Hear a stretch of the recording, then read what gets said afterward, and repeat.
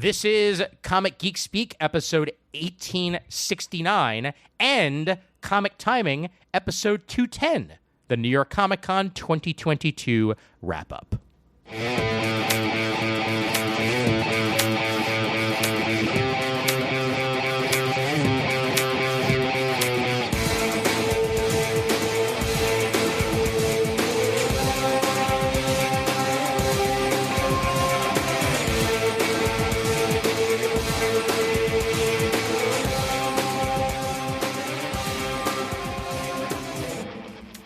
All right, get that slow fade going there.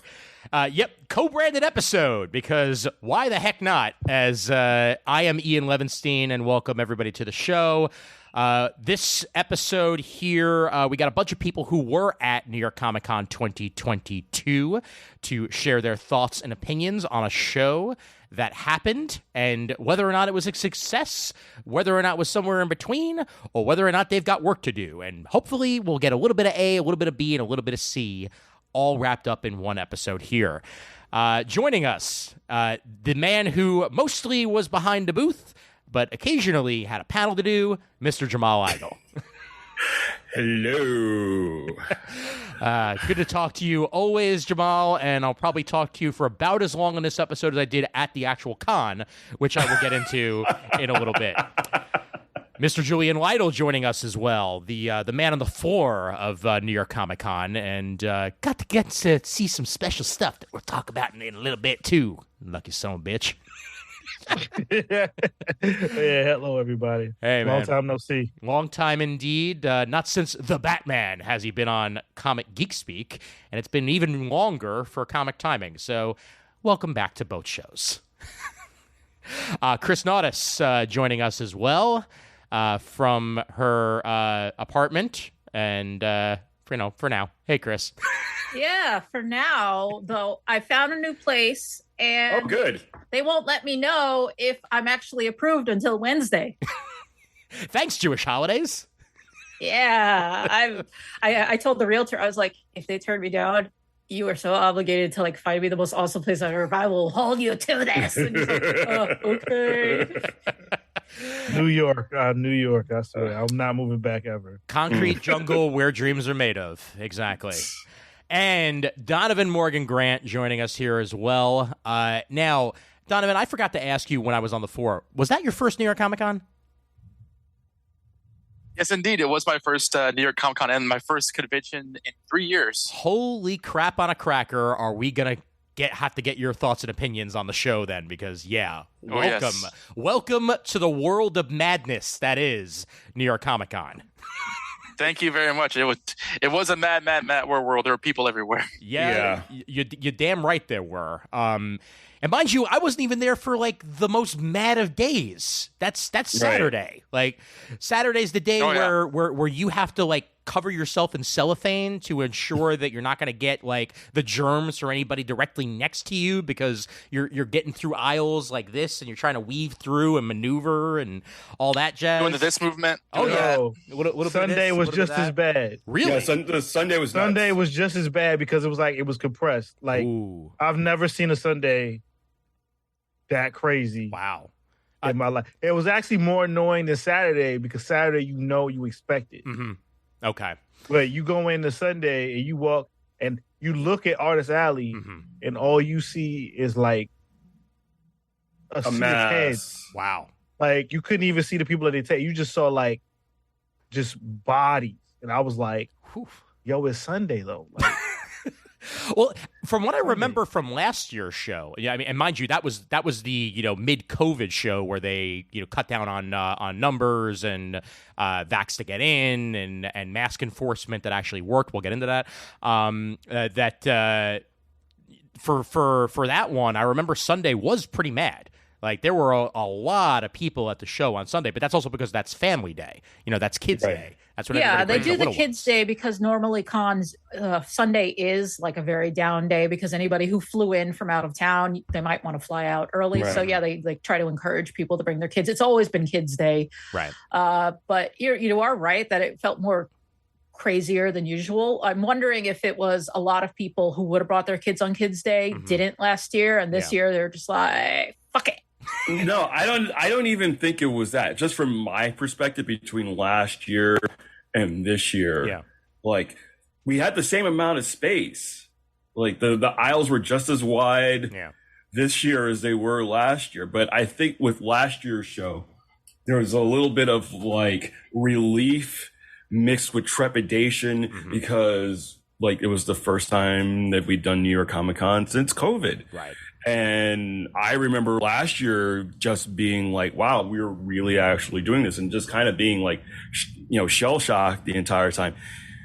This year, I feel like a lot of the people who came this year were the people who did not want to come last year because they needed to get tested and they needed to be vaccinated and they needed to be mask compliance, although mask compliance, as everybody else has already noted, has went completely out the window by Saturday afternoon. It was just done and over with. Yeah. And then Sunday, like I barely saw anybody wearing masks.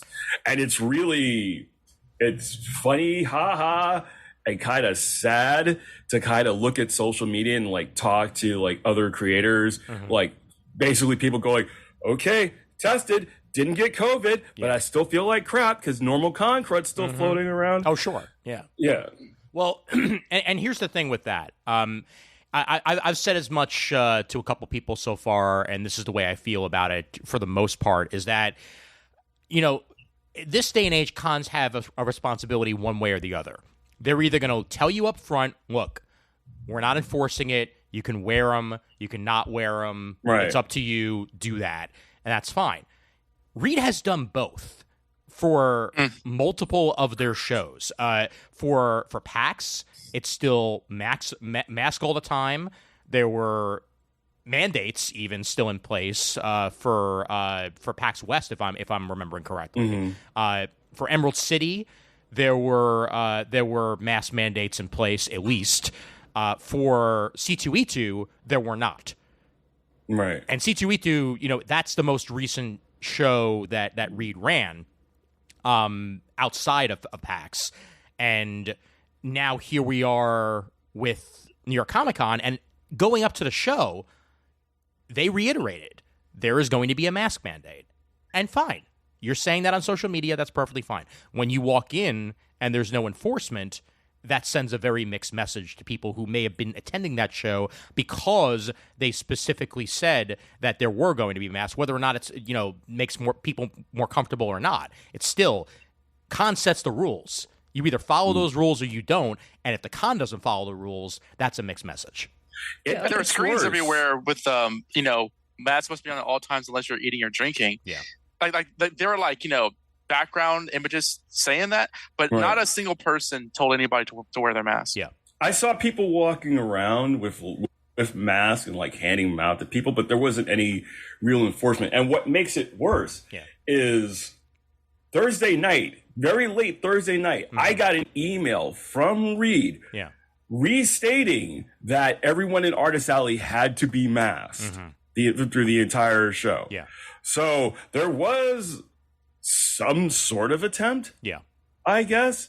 But I did Rose City Comic Con in the beginning of September. I did San Diego. Yeah.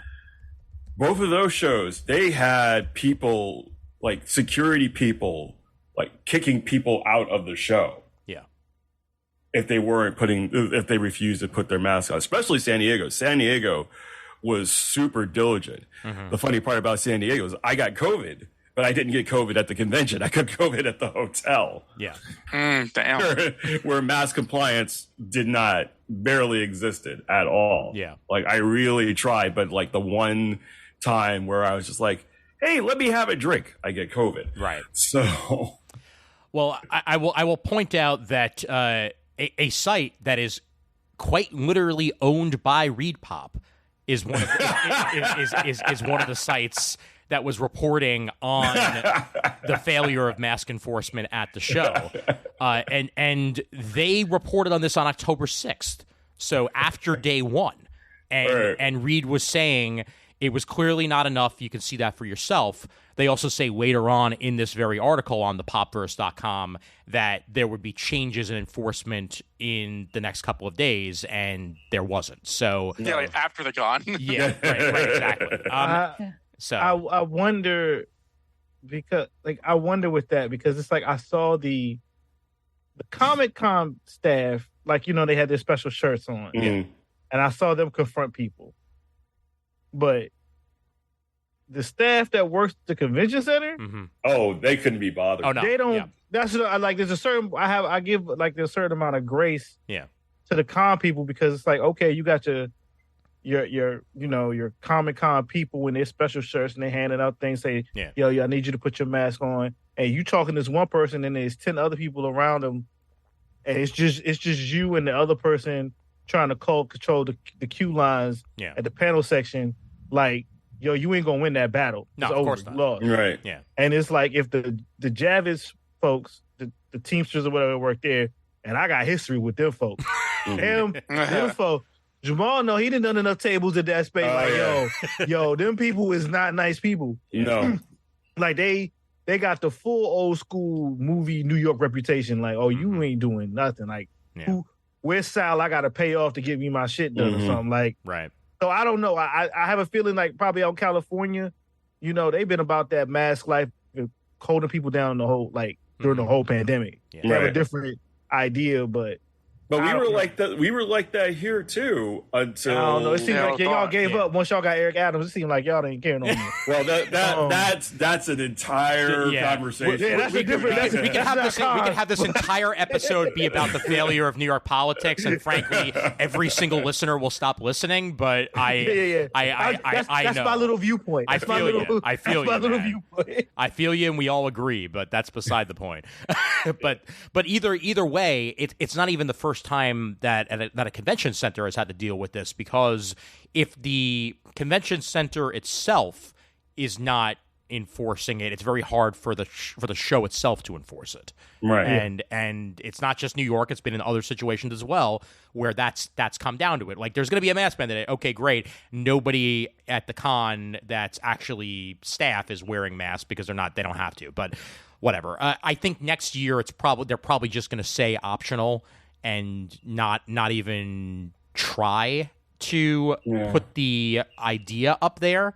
But there's some other changes that need to be made for next year. We'll get into that, and I can touch on that as well. Go Yeah, ahead. I wanted to follow up on the fact that they had the mask as a rule and didn't enforce it. I think might have led to a lot of other bad behavior. Yes. Like, there's a piece in Bleeding Cool about how there were a lot of more thefts and harassment reported at the con. Yes. Oh, yeah. And I mean, the Bleeding Cool piece as part of it is just that post-COVID, everybody's just forgotten how to be a human being thing. Oh, But again, yeah. when you have this big rule, you have signs for it all over the place, and you don't even enforce that, you send that signal that that people could probably get away with other things. Yeah. So that's why, like, it's probably, if they do next year, it does have to be optional, because you cannot have this, you cannot have rules that you're not enforcing, because then suddenly everything's in the air. The cosplay is not consent thing, is suddenly up for grabs. Yeah, it's not a good look. And in previous years, long before COVID was even the case, like, New York Comic Con was pretty damn good at enforcing their own rules. Like, Right. there were, isolated incidents, because that's the case at every single convention. But if they were to happen, you'd see that next year would reflect that. And Yeah, let's see what 2023 has to do. Didn't somebody get into a fight in like Peach Momoko's line? Yes. I read. Yeah. Really? Oh, really? Yeah. Yeah, like she had to stop signing or whatever because they was squabbling. Yeah. Yeah. They was squabbling. I was like, okay. There was Like, I usually don't see that kind of stuff at because I went before COVID. I was going to San Diego for like 10 years, and like I can think of like one instance where it got kind of rowdy, and that was when we were leaving on Sunday. But I mean, even I didn't see that, but like there was this I think there's like this drunk guy kind of like grumbling around on the floor. Yeah. And that was the first time I've ever been to a con and been like like security probably should come out here, because like he seemed to be pretty threatening while he was kind of just moving through people. Yeah. Yeah. yeah, it was. Yeah, I just thought that was interesting, and all the people who lost it got their phones taken. I was like, oh, the streets is out here. Like, the The streets is blood into the con. I don't imagine that too much like, money to be made. I think. Well, I don't imagine that like next year would have any stricter policies, but that the fact remains that like they, as we've always said, like NYCC went into this saying that it's going to be a mandate and there wasn't. So like clarity is the issue. Seems more than like whether there was a mandate or not. Like if they said there was going to be not a mandate, I don't think we'd be talking about it really. And to touch on the Peach Momoko thing real quick, I'm looking at sources on that, and essentially Peach Momoko was too popular for the con from the looks of it. Her line was huge. Yeah, by 10 a.m. the line was capped. Yeah, like let's think about that for a second. By 10 a.m. doors open, the line was already capped for Peach. And I understand, Peach Momoko is freaking huge right now. Not only just for the X-Men stuff, but for her, but for stuff in general. Was she in the artist alley to do the signing? Yeah. I mean, it seems like future years are going to have to move her to the autograph. Oh, absolutely. She was across from me, and like the line, like more power to her. Yeah. I mean, like there was never a lack of line. It reminded me of the days where like Rob Liefeld or Todd McFarlane would be set up in the artist alley in the back, and you'd see like the entire back looping around in like a snake way type line. I saw that for Jim Lee and Scott Snyder. Yeah. On their lines. Yeah. They were not. I didn't even see that. They were kind of hiding behind a curtain, like they were like the Wizard of Oz or something. Yeah. Well, sometimes you got to do what you got to do, man. I mean, that's as far as that goes. I want to go into actual con experiences from you guys a little bit more, and then we'll get further into some of the stuff that did or didn't happen at the con. But Dono, obviously, since it was your first time there, overall, what was your experience? What'd you think? So I started going to conventions. I started going to SDCC in 2011, and that was primarily the only one I'd gone to for most of the last 10 years. Mm-hmm. In 2019, I went to Dragon Con in Atlanta, and I also started going to like MTAC, Middle Tennessee Anime Con, here in Nashville a couple of times. But SDCC was kind of my main con home, and I really should have gone this year because I missed out on some money I could have made because I now work for DC. Mm-hmm. And I came over here with a couple assignments, which I kind of knocked out pretty early on. Mm-hmm. And so I had pretty much most of the rest of the con to kind of absorb things and see how it was. And part of it was very much, this is awesome. I'm loving that I'm here again. And this whole con flavor, which I've come to love over the years. And also there is that kind of post-pandemic or, after 2020 kind of thing where I'm wondering, is this at capacity?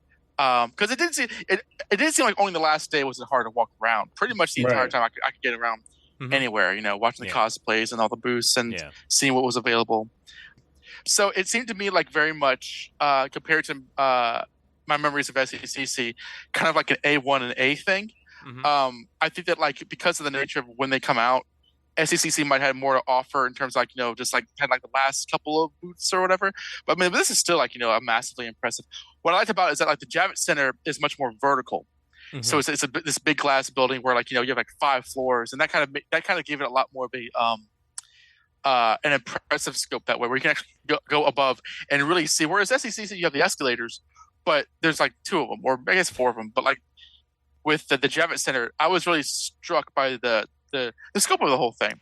Mm-hmm. And I need to add in there real quick for 2 seconds, Dono. It's a good thing that you came in 2022 and not in 2018, because you wouldn't have gotten that scope, because there's a whole other expansion to the Javits that they've utilized. That's where the panel rooms were. That's where, that extension of the floor that then went into that panel room area was, and all that. That all did not used to be there. There was an annex that they built that was a 1-floor annex. That's where the artist alley used to be for New York Comic Con. Then they tore that down, built that, and now that's the Javits extension, which New York Comic Con utilizes. I like the annex. I missed the annex a little bit. Oh, yeah. It had natural light and tons of bathrooms. Mm-hmm. Yep. Yeah. That's true. Was this the first year that these changes were implemented? No, they opened last year. Yeah, it opened last year. However, that extra lead-in of the exhibit hall was not there last year, because I think there was a convention on that Thursday and Friday that was utilizing that space, so they couldn't actually use it. And then also last year, you had to walk outside to walk back in. Those lead doors to go into the panel area were blocked off and gated off. So you Which it wasn't horrible because it's like, what, 50 feet, maybe? Right, yeah. But it rained, Jamal. Yeah. But it rained. Yeah. it didn't rain. It didn't rain while you and I were out there, so you know. It did for me at one point. Okay. Just saying. I'm sorry. Ian, you're being very Jewish right now. I know. I'm sorry. You're right. You're absolutely right. No, it wasn't the worst, but it's way more. It was way more convenient this year than it was. Yes, it was. I will absolutely agree with that. Absolutely. Yep. Yeah, honestly, I thought it was kind of funny that I believe it was Sunday. It was 5 p.m. when the exhibition hall closed off, except in the annex. And that door was just open and people were just going in. And I'm going, can I go in? And I walk in and I'm like, I'm here. Mm-hmm. Why? And then I left because I was like, why? Just for the thrill of being all like, security sucks. Screw the man. Very Metal Gear Solid. Pretty much, yeah. I love the panel room space of that. It's really nice. Yeah, I do too. Yeah. Yeah, it's a great setup. It's way better than when they were all downstairs and you had to like walk the entire length of the Javits sometimes to get from one panel to another. Having them all in one area like that for the most part, other than like a few panel rooms down by the artist alley, was a great improvement, and I love that they set that up that way. And the bathrooms are decent there too. Not as good as they were at the annex back in the day, but well, you know. I mean, as a person who has to think about this way more often than everyone else on this call, one thing that did concern me was that you would look at maps of the convention center and specifically of the annex, and it would have all these bathrooms like labeled on it, and I'm like, okay, I'll go to the next bathroom rather than the one that's right here. Except half of them were closed off. Yeah, really. So that's something they really need to work on, is like which bathrooms are actually open to the public and which are not. No, and, definitely. Well, they had made the effort to have a private bathroom for Artist Alley attendees that they closed down on Sunday. Mm-hmm. What? Yeah. Oh, great. Yeah. I didn't even use a bathroom. Well, I didn't. I don't like because they. So, I say these things as an incredibly spoiled, rotten comic book artist who gets to like go to these shows. It says it right on your bio, around. Actually. It That's says exactly right on your bio. Spoiled, rotten comic book artist Jamal. Well, it was spoiled, rotten. So like, whenever I'm at a show, I rarely ever go. If there's a green room, I hardly ever go to a green room or anything like that. It's, it's cool if you're like a big enough name that they have to like hide you somewhere. Yeah. Then it's fine. But I'm a chimp that draws comic books. My fame is somewhere between like Market 15 drive time radio show hopes and rodeo clown. So it doesn't bother me that they close it down. But I know, like Chris was saying, if you're going to go out of your way to create this space for your creators, let people know. They didn't even tell people that they were shutting it down on Sunday. They just did it. Yeah. And like word trickled out. For me, like the whole experience of New York Comic Con, something felt off. Something felt very, very off. Which is funny because last year was one of my favorite cons. Oh no, I had a great time last year. Yeah. In terms of crowd size, it really reminded me, like it was close to the way it was probably in like 2017. Yeah. Like it was that close to capacity. But the energy felt off in the room. Yeah. And I still have a really hard time kind of putting my finger on it. I don't know exactly what it is that, not uneasy, it just felt there was a kind of like a bit of negativity happening. Okay. It was just when did you first pick up on it? Probably Thursday, Okay. actually. Now was it just negativity? Like, was it just like a negative feeling in the room, or was it more like behavioral? Yeah, just more behavioral than anything else. Yeah. Well, I mean, this tracks with the stories that have come out about how there's more. It's just stolen goods than previous years. People have lost their goddamn minds anyway, but it just there's just like a negativity to just the feeling. And that's just from my perspective. I spent most of the con in Artist Alley. The only time I even went to the show floor was like first thing in the morning on Saturday, just to look around and see what was up there. Mm-hmm. But I mean, the show went well and I had fun. I think for me, like the best part, honestly, was getting to see a lot of people from outside of the country who I haven't had a chance to see in literally like 3 or 4 years. Yeah. Like I get, even Race, Mahmoud Assar, the scary part is I saw them and went, holy crap, we all have gray hair now. We were the Young Turks, and now we're all going gray. Yep. This gray beard has no idea what you're talking about. Yeah. Yes. Yep. And then meeting new younger creators and got to meet Dan Mora, nice guy, really nice guy. Yeah, I met him too. Huh? Yeah. Him and Jorge Jimenez, like if you've ever seen like a photo, like they're beautiful men. They are tall, beautiful men. They are much better looking than they should be. An excellent comic book artist. Yes, exactly. Yeah. That's what makes it even more sickening. Like they're hot and they're talented. Like it's not even funny. Yeah, Dan Mora's putting out some of the best stuff. That I've seen in forever. It's so good. No. I just read the last issue of Once and Future. Just like the entire series is brilliant, but he's hella humble. Because he had most of the time when I was at Artist Alley, he had big lines, and the one time he did, he was just like him and the woman who was sitting next to him. I'm not sure what she was to him, but like I think this is his wife or his girlfriend, something like that. Mm-hmm. Okay, well, so like I like when the crowd dispersed to him, I was like, hey man, I'm just obviously you're getting a lot of your flowers this year because of all the work you've been doing on like the various DC stuff, and I was to let you know that like I'm another big fan of yours, and I really enjoy your work.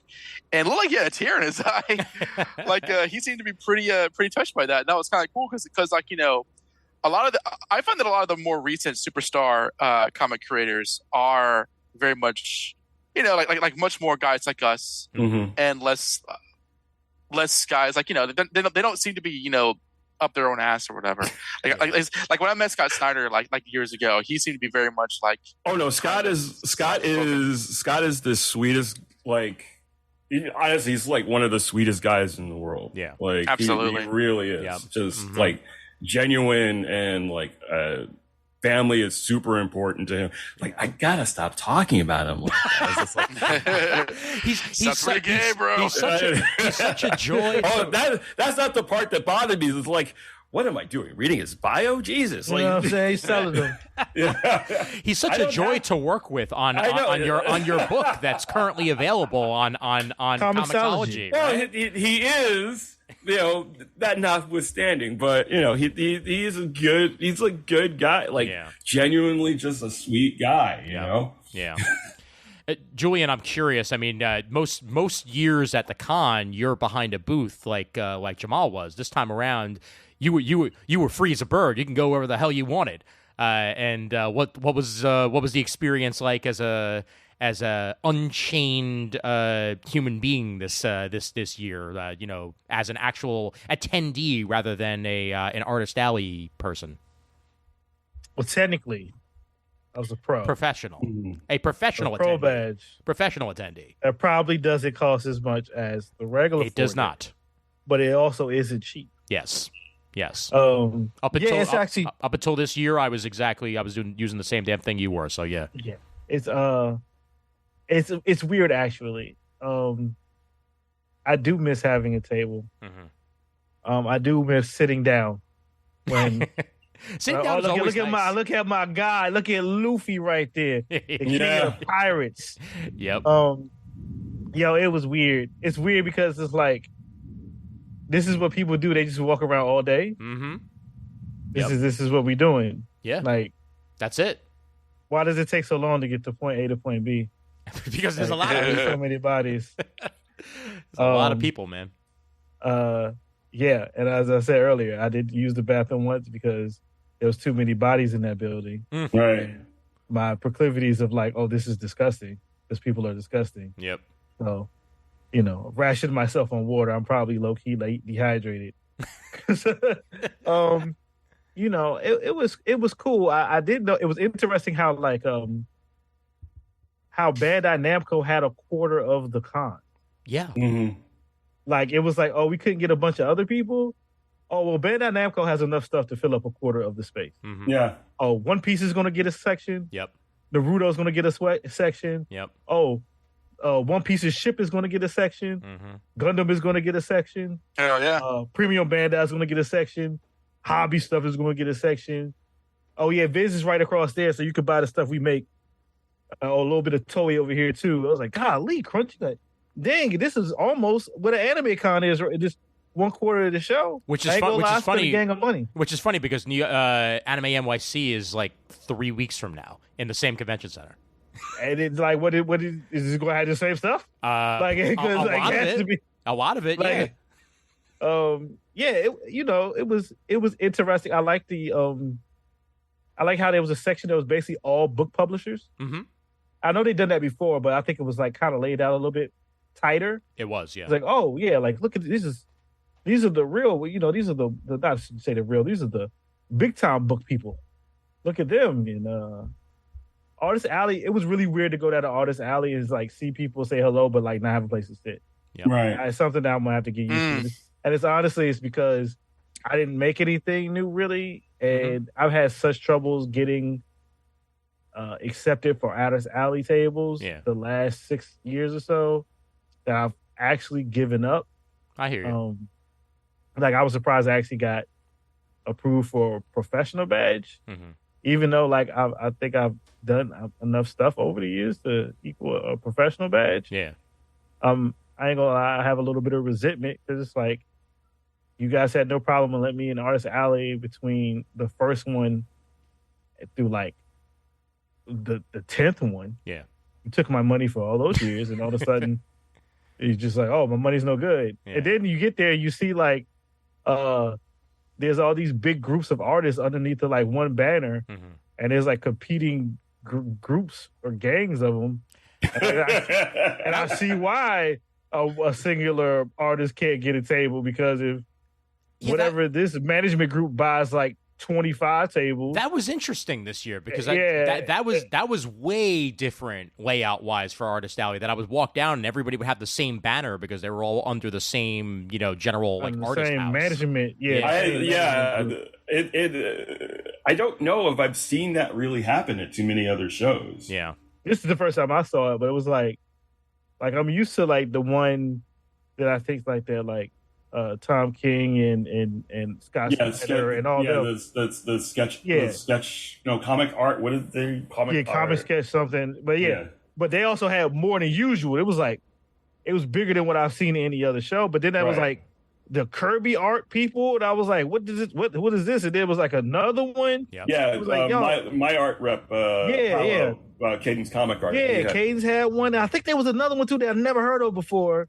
I was like. There was a few, like Jason from Essential Sequential. Yes. Had his, but he usually, like, for the big shows, he usually comes with, like, Dave Johnson and, like, Cully and all those guys. And, all those guys kind of come. Sean Crystal. Yeah. All sort of come en masse normally to shows. But yeah, there's definitely, like, there's a war coming. Yeah. It I got real gang vibes. I was like, oh, this is gonna be somebody go a set trip in one time. There's literally like 4 years of originals sitting in most people's houses right now. So what you're telling me is that next year there's just going to be a section called Warriors. Basically, yeah. And we're just going to have an entire gang fight going on. That's great. Exactly. We're just going to have. Well, somebody's got to be Riff in that case, and it ain't going to be me. So. Yeah. Man. Yeah. But going to panels was cool. Nice. As we stated earlier, the panel areas was nice.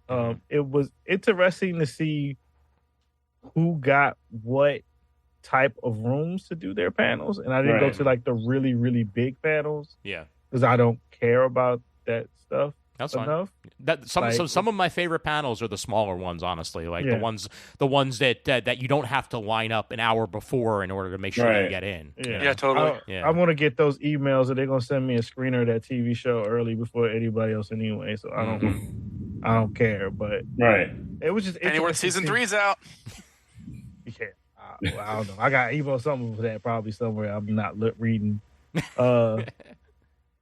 Yeah, it was just interesting to see like Marvel's panels were like kind of in a bigger space. DC's panels all in one room and in like a slightly smaller space. Yeah. And then the other publishers was in like little other ones. And then like, but Comixology got like this really good room to do their panels in. I was just like, I wonder how I was just thinking sometimes like, how do they pick that? Like, how do they decide who goes where? And he who has the largest paycheck wins. Yeah, that and if you're going to be Marvel or you're going to be DC, like immediately you're getting one of the bigger panel rooms for the most part, just because they know that at least of the comic nerds, those are going to be the ones that are lined up. Like if it's a Spider-Man panel, if it's a Batman panel, if it's a what's next in Marvel Universe panel or what have you, like there's going to be people lining up. No, the space for the Marvel panels was big. They had a lot of stuff, nice little lights and big TV screen. Yep. DC panels, they had that nice type of setup. They got buzzed down. Well, they got buzzed down. Yeah, I barely felt a presence from DC. I mean, I actually didn't even go to any DC panels. I know there was a Superman they only panel. Have 4. They have 1 for each day. Well, part of that. They probably blew their load back in like July, right? On SCCC, I figure. That's part of it. The other part of it is that because they don't have offices in New York anymore, it's there is no DC booth on the floor of New York Comic Con. Right, exactly. So there's less investment involved for DC. So there's less of a reason to actually get your creators there to do panels and what have you. They threw the money into the party. Yes. I wouldn't know. I wasn't there. I'm just saying. I'm sorry. Oh boy. I mean, were the mini quiches at least like were they? No, they had like little smallest, hamburgers. Yeah, the smallest sliders I've ever seen in my entire life. Oh my god. They look like they look like the cereal. Like you remember they like the wolf they had the little joints. It was like those, but it was like little cheeseburgers, and they had like some iron little wings and stuff. Nice. And it was good. It wasn't bad food. No, the drinks were better. They cooked too much food for how much people actually ate. Yeah. Yeah. Well, there's always too much food at those sort of events because they overdo it. But Marvel was back on the floor. So Marvel had their full booth back in the same space they usually had because last year they weren't there. IDW had a booth. Boom and Image both were not on the floor at all. So like that huge Image booth that used to be there for previous New York Comic Cons that was missing last year was not there at all. Yeah, I was surprised by that. And there were definitely more publishers back this year that just skipped last year, but.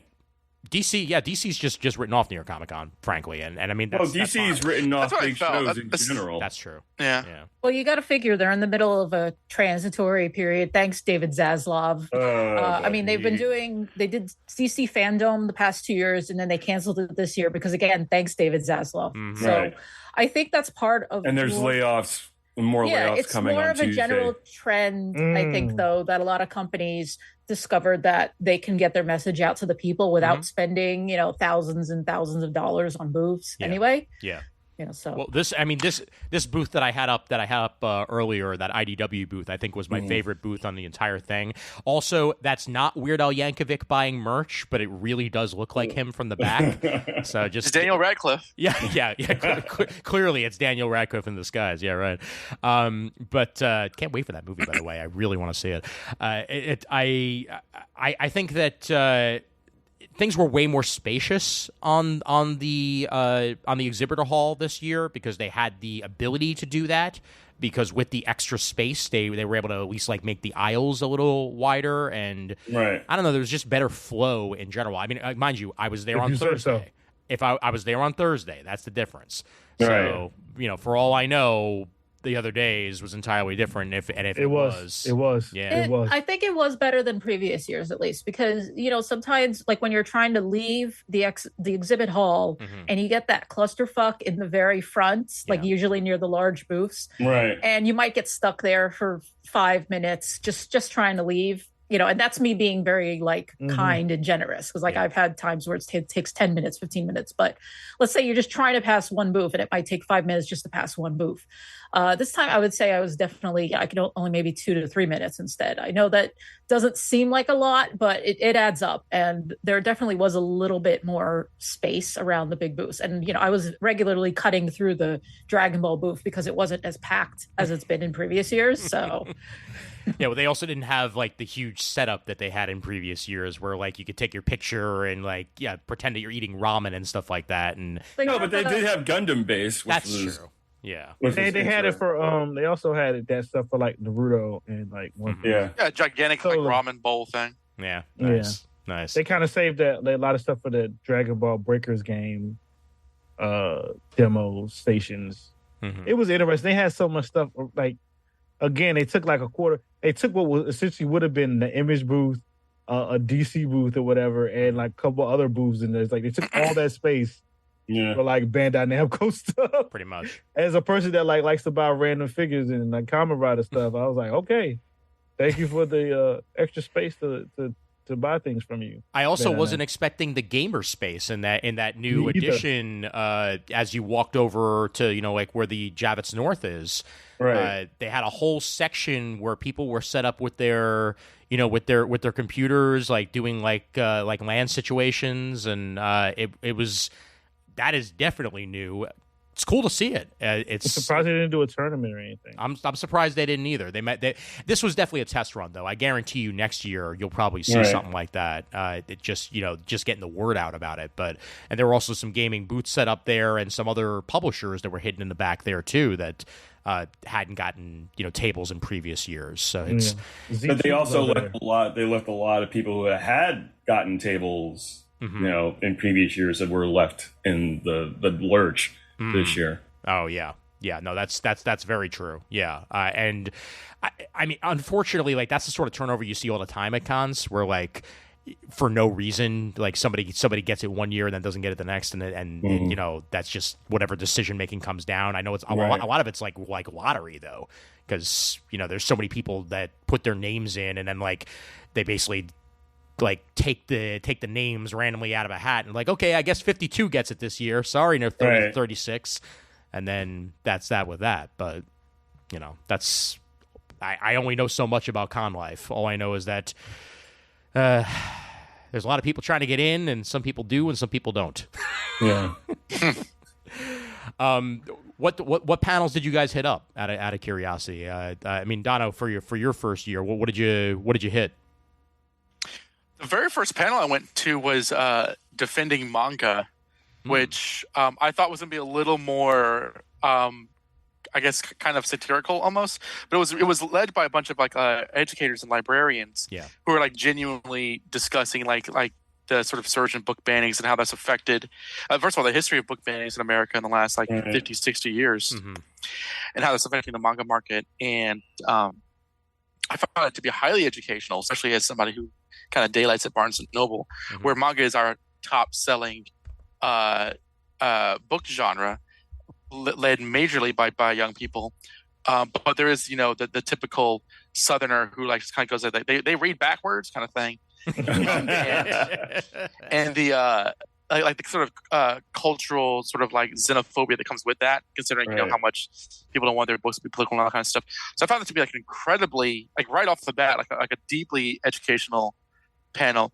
But everything else I went to was pretty much Marvel. I went to Marvel. I went to World of Wakanda. I went to Marvel Voices. I went to Women of Marvel, I think it was called. Mhm. All of this was being moderated by Angelique Roche. Who I wasn't familiar with before, but like because I didn't really. I'm not surprised to learn that Marvel has podcasts, but she does a couple of those. Okay. And that was particularly interesting, especially the Marvel Voices one where they previewed like the upcoming like Daughter of Blade book and a lot of different things kind of coming out, which was interesting. And a friend of mine, Professor Carolyn Coca, was there on Saturday, and she was just like Marvel has this real. It's not even like a flex. It's not even like this huge like look how diverse we are. We just are.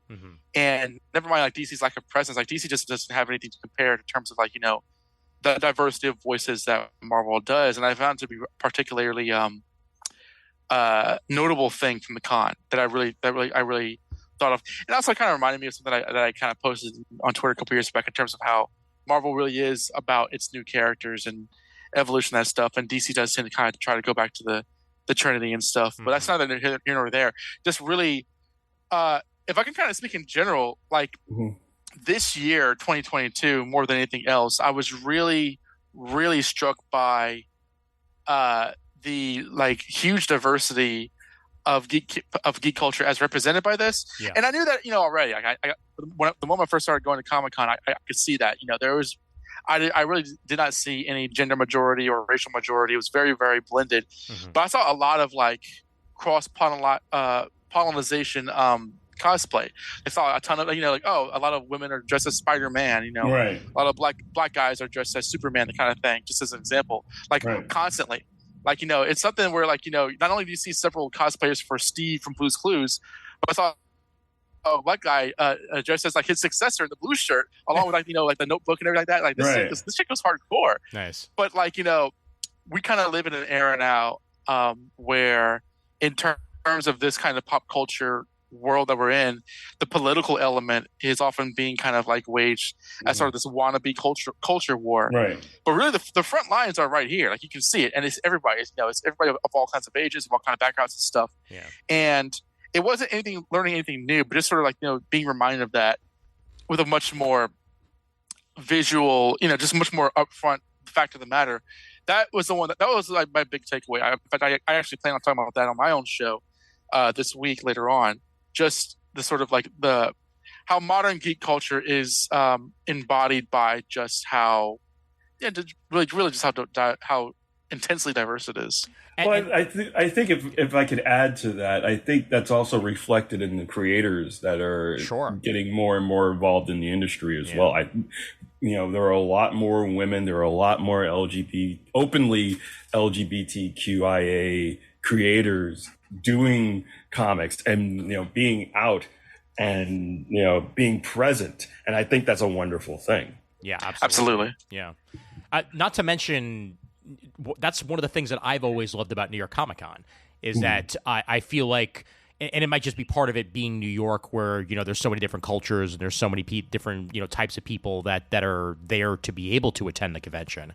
But I've always felt like you get a little bit of everybody at New York Comic Con. Right. Absolutely. I feel like it's kind of hard to gatekeep in New York City because there's literally every type of person in the city. You can't go around being all like, oh, you're a fake geek girl. And I'm like, yeah, but statistically, there's going to be a real geek girl. And there's also going to be a goth girl. There's going to be a girl who practices witchcraft.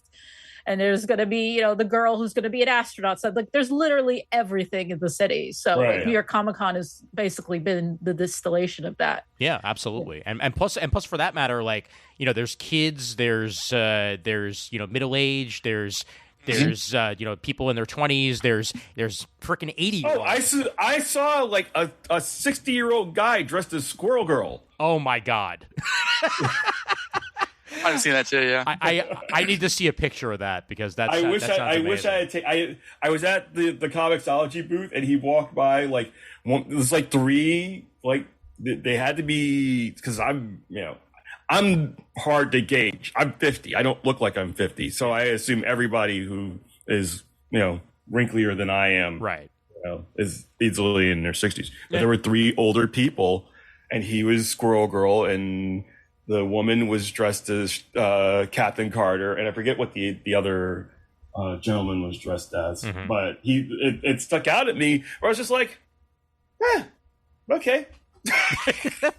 Why not? Exactly. Why not? Yeah, you could do whatever the hell you want at Exactly. Comic-Con. Get your Squirrel Girl on, Exactly. Yeah. And But I think what really keeps me thinking about it is just like when you, and this is this parodied somewhat in She-Hulk, but like the contingent of the grifters online Mhm. that like more specifically, I've been thinking about their sort of the way that they say the fans, this is a win for the fans, or they're betraying the Mhm. fans, or they hate the Right. fans, yeah. and the way that they say it, it's kind of how Jon Stewart said that, how people used to say that we're Democrat, very disrespectfully. It's like they're kind of qualifying it as a very specific kind of cishet white kind of thing. Right, the right, fans. right. And it's like the fans are here and they're multitudinous. Like you can't pin down the fans. The fans will be as different Yeah. and goth and alternative and queer and opposite of myself, but we're also the same. And I really think it was the 3-year gap between not only this pandemic, but just how the politics in the country, I think, have become a lot more immediate. Mhm. That just kind of kept me I think the pictures that I took of the cosplayers ended up being, by the last couple of days, just the least predictable ones. It wasn't just that's somebody in a Tobey Maguire Spider-Man costume. It's Right. somebody that you wouldn't anticipate putting on that Tobey Maguire Spider-Man costume. Oh, one of my favorites was someone dressed as Boba Smurfette. Oh my God! Yes, yes, Yeah, that's great. that's awesome.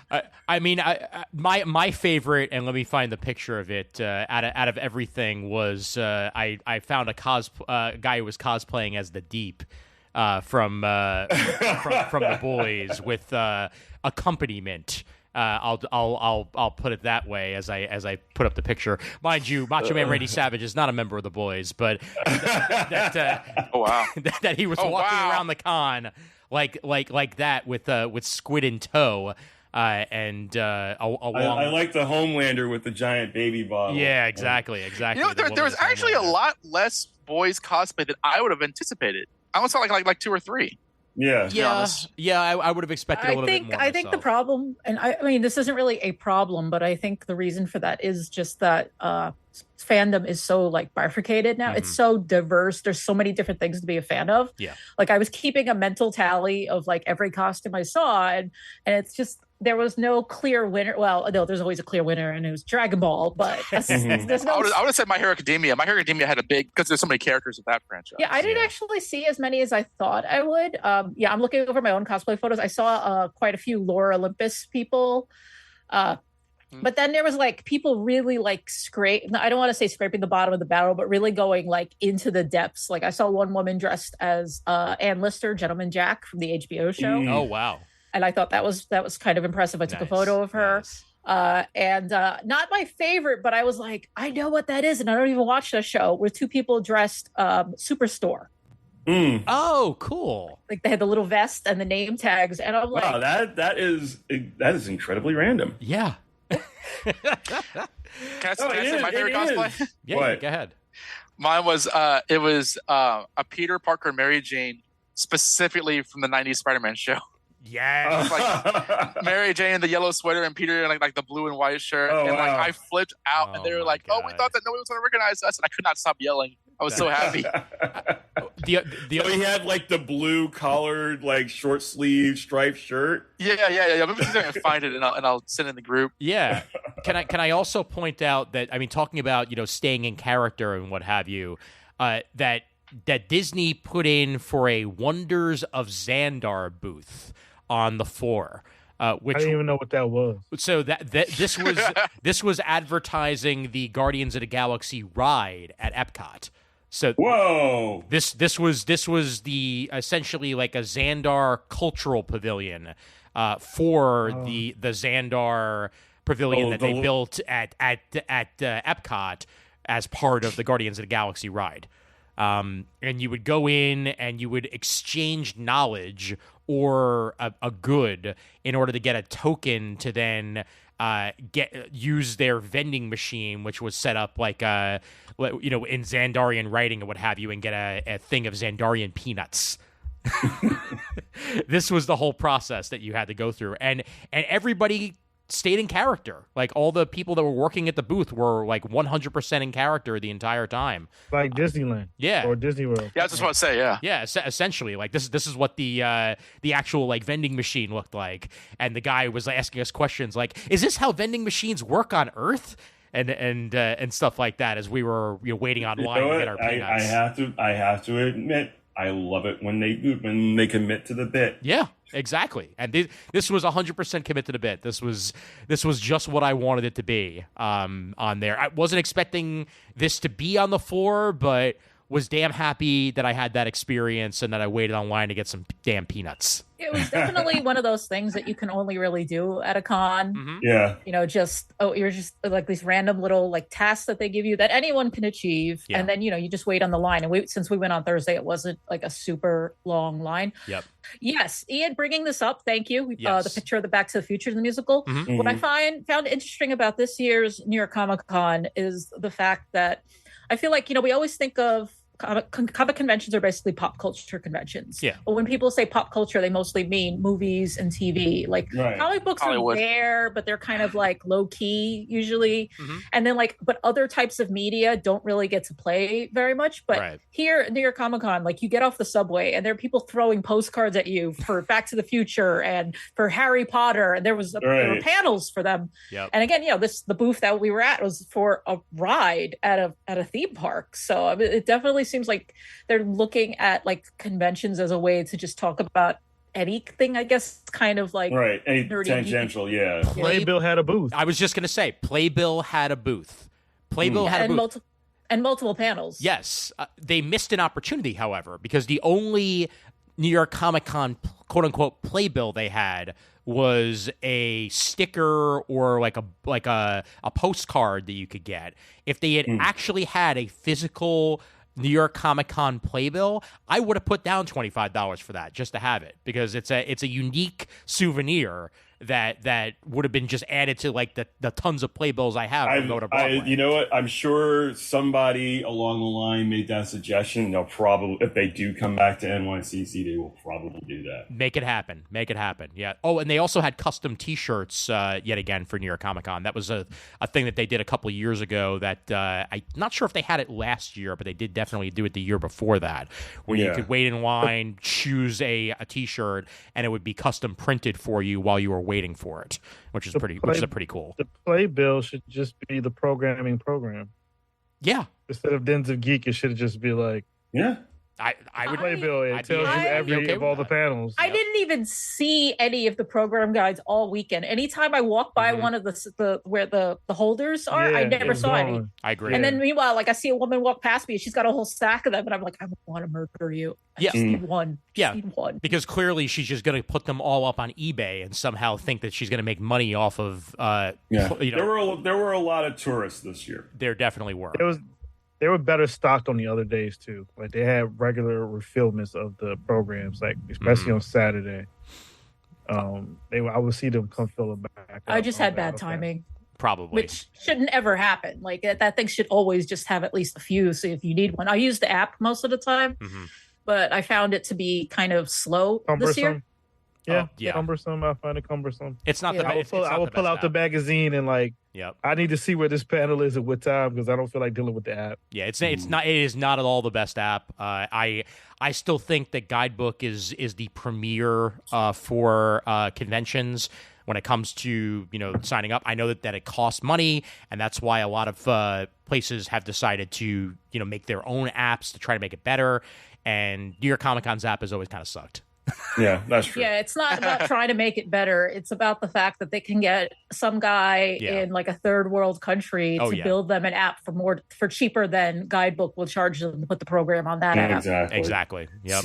Yeah. Interesting. Chris, no offense to people who get work on Fiverr, but stop going to fucking Fiverr. Chris, Sorry, you have to bleep that out. Nah, it's all good. It's fine. This is already going to have an explicit tag anyway. There have been enough curses, and I'm not going back and editing.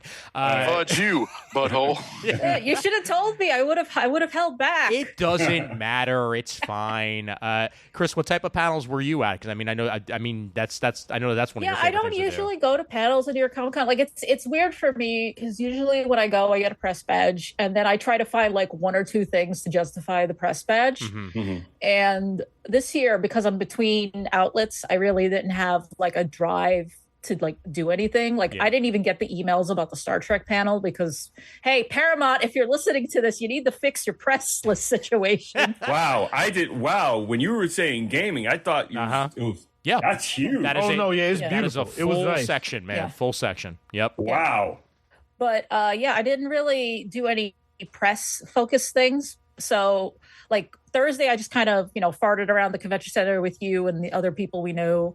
And then Friday, I was like, I just walked the floor, just like did every aisle. I had intended to like not buy anything because I'm supposed to be moving at the end of this month. I'm like, no more stuff that you need to pack up.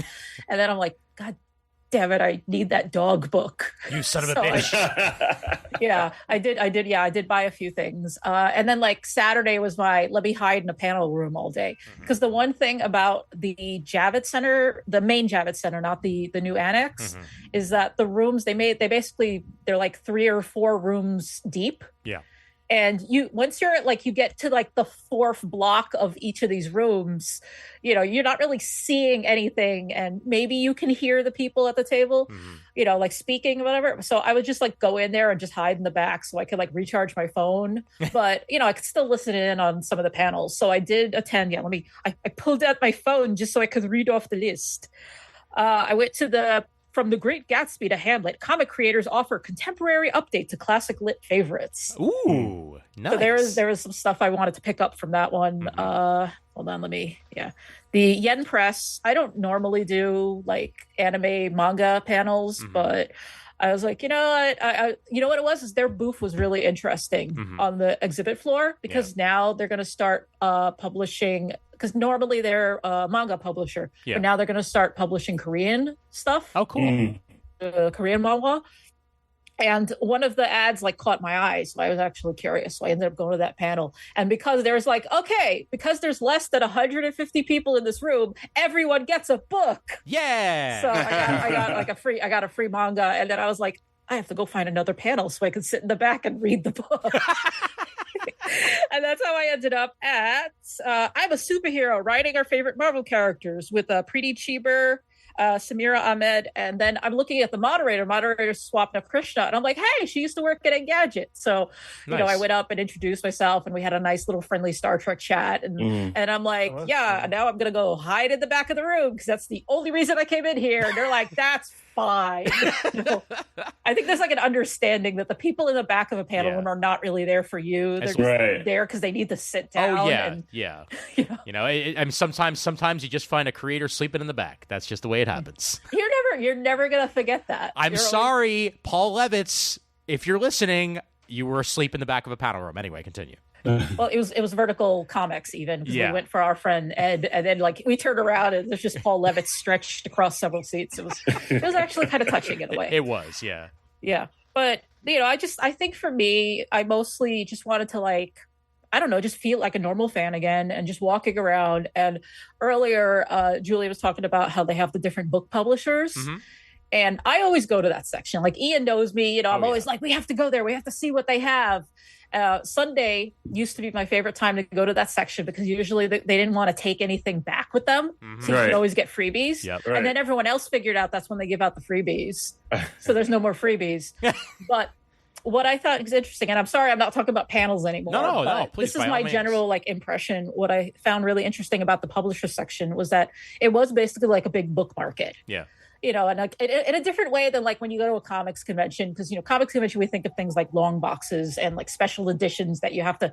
When Ian posted the picture of the IDW booth, where I did actually buy, I bought 2 copies of the Lower Decks #1, the convention exclusive edition. Nice. So one for my friend and one for me because I like the cover and I actually just wanted to read it because I'm a sucker that way. Yeah. But what I thought was interesting is it was basically like this big book market. And even when you went down to the artist alley, which was next to the autograph hall, and there was a booth for Barnes and Noble, and they were just selling books. And the thing is, it was like always swamped. Yeah. It's not like Barnes and Noble doesn't exist in other places, but I feel like what's been happening is like, yeah, a lot of people kind of forget bookstores are a thing, or there's fewer specialty bookstores, because like they'll walk into Barnes and Noble and it's like, oh, here's the latest bestseller from Snooki. And but here, like, they walk into the Barnes and Noble booth and it's gonna be Lee Bardugo's Shadow and Bone. There's like a whole stack of those, and then they had like on one side was just all classics, like Frankenstein, but they had like fancy like comic-y covers. I saw one that was I don't know if it was Robert Fagel's translation of like the Greek myths, and this girl's like, oh my god, it's comic, and she opens it up and it was just the regular prose edition. Like, yes, the light in her eyes just kind of faded at that point. But it's interesting to me how conventions in general tend to be, for some certain crowds, and you talk about tourists and everything, they're just a place to go buy shit. You're paying 50, 60, whatever a day ticket is, and then to just go spend more money. Yeah. Because it's harder to connect with the stuff outside of that arena now. Like again, we were talking about how amazing it is that you can buy everything you want on Amazon, but now it's just so much noise. So this, in a way, is for people to find like things specific to their tastes now. Oh, sure. Yeah. And I mean, that's how I buy most of my comics, at least most of my trades for the year, is usually at a convention, because it's there. Like, I don't have to wait to get it. There's not that much of a discount difference for the most part, and they're on the floor. So if I'm finding a new and unique publisher that I didn't even know existed, but they're right there on the floor, and they're like that one publisher that I almost bought the Elvis book from. The music one. Yeah, like that. Which one was it, Julian? Sorry. Z2. Yeah, They do all the music ones. Yeah. Their books are beautiful. They're gorgeous. Holy crap. Those are some of the most beautiful, like, comic, like, physical objects I have ever seen. They got slipcases, too, and I love me a slipcase. I had to get that. This April slipcase. I was like, give it up. Run me that book. But I didn't even know that they existed until, your Instagram feed hasn't been clearly not infiltrated. Yep. By music. Ian's got a boring Instagram feed. He doesn't get the cool shit like we do. Like, mine is all like, besides dogs, very small boutique tea brands, and like books. And it's like, oh, here's a new role-playing game that you'll never get to play, but you want it, don't you, Chris? And I'm like, yes, I do. Yeah, I came dangerously close to buying the Elvis graphic novel, just for. I mean, the artwork is terrific, but the actual execution of it and everything, and it's great. I may still very well wind up ordering it from Amazon or something sometime in the near future. But they had tons of great books there on display. So really cool. Is Prime Day today or tomorrow? I think Prime Day's tomorrow as we're recording because this. bookshop.org is doing free shipping on the same days as Prime Day. So if you want to order something, but you don't want to give your money to Amazon, you can put it towards a local bookshop and not have to pay shipping. Okay. Time out. I thought we just had what? I don't even know what those preview days were. There's another Amazon thing this week. Yeah. There's always something. Oh, they doing too much, man. Come on. It was just nice when it was just that one day in July randomly. Yeah. Okay. I was confused by this. I didn't know this. I was getting tweets with Mario 64 talking about, oh, this is on sale. This is on sale. This is on sale. I was like, okay, I don't need none of that. Yep. I did. Okay, but yeah, Z2. Yeah. Z2 got some great books. Like, since I follow a lot of music, my algorithm was inundated when they first started putting out stuff. I know they do the stuff with the Gorillas, so the Gorillas art book is with them. Damn it! I was gonna get they had 2020, I think 2022 art book. Yeah. I went by that booth twice and I forgot to get that. Yeah. They sell it. There's multiple covers, so it's they have a lot of stuff. Yeah. And everything just has the most beautiful form factors, man. Yeah. Yep. Good stuff. They had a panel. They had a panel with Ice-T and Coco. Oh. I thought I saw that. Because they're doing like a new like crime universe or something with Ice-T. I was like, He should have some stories about the streets. That's where. Well, it's easy for them. They only live 15 blocks away. Yeah, I was gonna say that, and also, I mean, he's been a member of the Special Victims Unit for years, so clearly he knows. Did you guys see the episode of the Boondocks where I think it was like Gangsterlicious or whatever, but he was talking to Riley about, I used to go to sleep at night and dream that Ice Cube would come in and kill my whole family, and now he's making family movies. I think about that a lot when I look at Ice-T. Oh no, I do remember that episode, and the line, it's who's the little one, Riley? Riley. Yeah. Riley goes, the guy who makes family films. Yeah. Remember that little thing in his voice. I remember that so well. Yeah, I know exactly which episode you're talking about. Ice-T made a song called Cop Killer. I also just watched the episode of Rick and Morty again, the Get Swifty episode, where Ice-T is in that entire episode until eventually he goes back to his home planet and his father turns him back into water tea after that. Nice. Oh man, yeah, Julian, I gotta hear more about this DC thing that you went to, because I checked my email after talking to you on the floor, and I'm like, I got this email, but it went into my promotions, and I completely missed it, or else I probably would have been there too, getting all the swag that you did. I always look at your promotions tab in Gmail. Clearly, always clearly. go through. So I think it was a few weeks ago, maybe even. It was a while ago. Yeah. It wasn't quick. Subscribers to DC Universe. And I think it didn't go. I don't think it went to the monthly subscribers, only people who have the annual plan. The annual, yeah. Which was me as well, which is why I got the damn email. I just didn't see it. Yeah, so if you register for this special panel that was happening on Thursday night at a to be determined location. Not shady at all, by the way. Not shady at all. To be determined location, not shady at all. You would go to this panel hosted by Jim Lee, featuring Tom King and Mark Silvestri and a surprise guest. So I'm like, all right, bet. Like, I'm gonna go to this. Yep.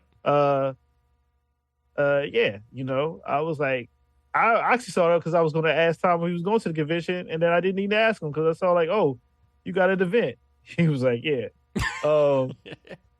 And so I signed up, and then I almost forgot because I was like, hold up. Like, I didn't forget. I was like, they ain't got no address or nothing. Like, and they sent out another email, like, right before the convention, like, this is what you need to do or whatever. This is where you need to go. So I put that in my Google Calendar. So knock 3 times. The password is catfish. Like, yeah. So, yeah, like, basically, you had to go across the street from the convention to, like, one of the little parks in Hudson Yards. And there was a Soul Cycle, like, in, like, one of those little park areas. Yeah. And you had to wait in a line. Yeah. And I was there. I waited in line. It wasn't too long. And then they take you into this building. And I'm like, okay, this is weird. Yep. And then you walk past this really fancy New York ass lobby. Yeah. With this great big desk area for, I guess, you would talk to people. That reminded me of Morris's Justice League, how Lex Luthor would have a desk made out of the oldest tree in the world or some shit. and they like walk in the student building, and then we get on this elevator, and there ain't no buttons. And I'm like, so where the hell are we going though? There ain't no buttons in here. I don't even know what floor. They just the door closes, you just go up. I'm like, okay. You get out, and they walk you a little bit further, and then you take your bag off, but suddenly you feel like you're in the airport because they gotta scan your bag. I'm like, what is this? Is just supposed to be a panel talking about some comic books, and I feel like I'm in JFK right now. And then they give you a little and then they take you to the mini airport that's attached to the building. You fly off to Tijuana, like. I wish. So they give you your little bag. You go into this, like, basically one of this bigger conference room. And at this moment, I'm like, am I in the Warner Brothers Discovery building?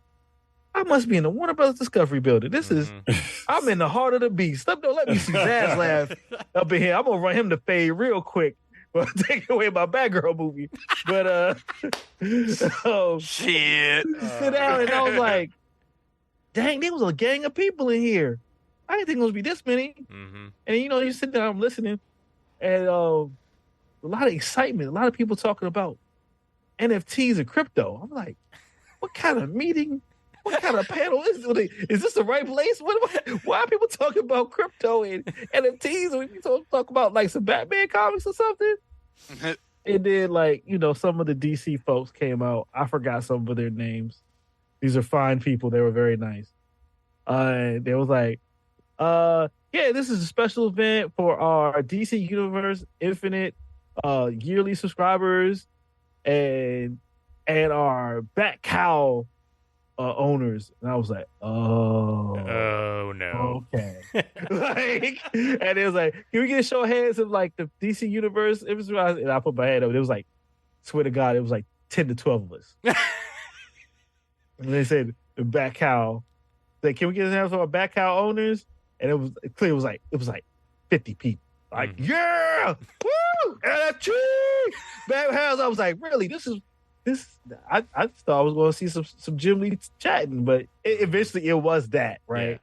Yeah. Eventually, like, I think Jim Lee got there a little bit late, and they all came out, and Jim Lee introduced the panel. It was just basically just talking about stuff, talking about comics, and it was just for these special groups of people. So then, like, him and Mark Silvestri were you know, joking around about being in the studio together 30 years ago and playing ping pong, and Jim Lee saying he won, and Mark Silvestri's like, no, you never won, and jokes about X-Men, and then Tom was there, and then they brought out Jeff Loeb, so then they talked about Hush, they talked about Tim Sale, Mark Silvestri talked about doing his new Batman comic, the Batman and Joker team up, like find Commissioner Gordon, and then they was like, okay, well, we're gonna like give you some stuff, we're gonna give you this ash can.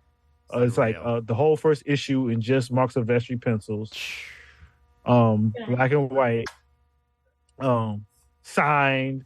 Tom's new issue of Gotham Year One signed. They talked to him about that, and then they gave us Hush Anniversary Edition, and that was signed by Jim Lee. And then there was also everybody who asked questions. They would give him a Black Adam action figure. And it was kind of weird, yeah, because of the level of excitement of the, like, I don't want to call them that they not comic book people, but clearly, yeah, their gang affiliation was just Batman Cow, Crypto Bros, they was really excited, but they also had their stuff there. Some of them people was in costume, like they was about it. I ain't gonna say I don't want to put that out there that I don't think they fans, because clearly they are, because they paid money for a non-existent Batman Cow. But yeah, it was doing creative, showing pictures to Jim Lee about how they did like little paintings over him and stuff. I was like, oh, okay. And that was it. There was a little meet and greet at the end, and like everybody like bounced. It was like an hour and a half. It was a little, you know, a panel that you would get in the comic convention, because they had no real time limit. They could kind of go as long as they wanted to. Yeah. Right. The amount of free like stuff I didn't expect either. Like a whole graphic novel and like all that. I was like, oh, okay. Like y'all really out here giving out free product that y'all could sell. But when I went to those Marvel Infinite Plus panels that they occasionally run at conventions, you'd get like one limited edition cover comic and a poster and a handshake. Like that's it. Now, here's the thing: is that next day at the Jim Lee and Friends panel, they gave away some of the same stuff. Okay. Which I was surprised, because it was like, oh, y'all had leftover. Oh, like, they definitely had leftover. Yeah. You had plans for that, and then going back to what Donna was saying, like I went to the Marvel Voices panel, and I went to the Jim Lee and Friends panel.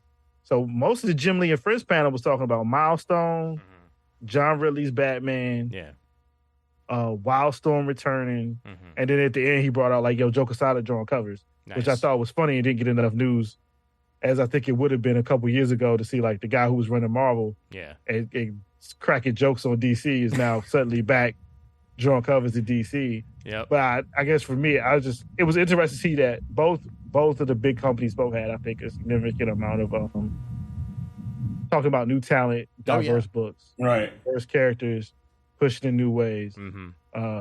and I can say that without hating on the Marvel brand, like That's I good. sometimes want to. That's good. Can't. I appreciate your candor, Julian. I appreciate your candor. But I am checking my promotions tag from this day Always, forward. like it was Yeah. interesting to see it. I wonder if they do it again. I at hope other they do. big conventions. I hope they do for me. For me. And you know, So I remember- just gave them more money because I got that Ultra. I signed up too. And the best part is that I had most of a year still set, so I don't actually pay until like December. Same. Yeah. I don't pay until next year. Yeah. I'll pay till April. Nice. Yeah, my renewal date was originally going to be January, so with the amount of money extra that I'm paying, I think I renew on like December 26th or something like that. Yeah. So I got a couple of weeks free of it essentially. Yeah, it was a lot. It was a lot of free comics. I just didn't expect that. Yeah. I think they got a Batman versus Robin comic too. Like every panel they Damn. had, they gave you free stuff. Nice. Marvel did too. They gave it the Marvel Voices panel. They had like a special version of that comic that I never read, but Mhm. it didn't have the title on it. Like it was just like the art. And I was like, oh, okay, that sounds cool. I wound up with That's one good. free comic while I was there on the floor on Thursday. For being a Marvel Unlimited Plus member, I was able to go up to the Marvel Unlimited booth, show them my subscription, and got a special limited cover to the Ant-Man miniseries that just wrapped up that Al Ewing was writing. So issue 4 they gave me for free. So now I need to read issues 1, 2, and 3 so I can get to issue 4 that I got for free. But either way, it was a cool cover. Hey, It was free comics, bro. Exactly. You- You can. I'm The comics cost $4 or $5. not knocking on That's that at all. Yep. And with a free digital, with a free digital for that matter, because Marvel still does that. Oh yeah, DC's like we don't need to do that. You just sign up for the Ultra app and Yep. just stream it like a Netflix show. Yeah. First So Zaslav gets rid of that. first 4 issues of Dark Crisis on Infinite Earths are all available on Plus right now. It's like, all right, okay, you got me. That's it. Oh man. From my time there, you know, on the full Thursday that I had, and the 2 seconds I was there on Friday, at least I was there long enough, and I'll put the picture up that I took with Jamal and Donovan on the floor on Friday.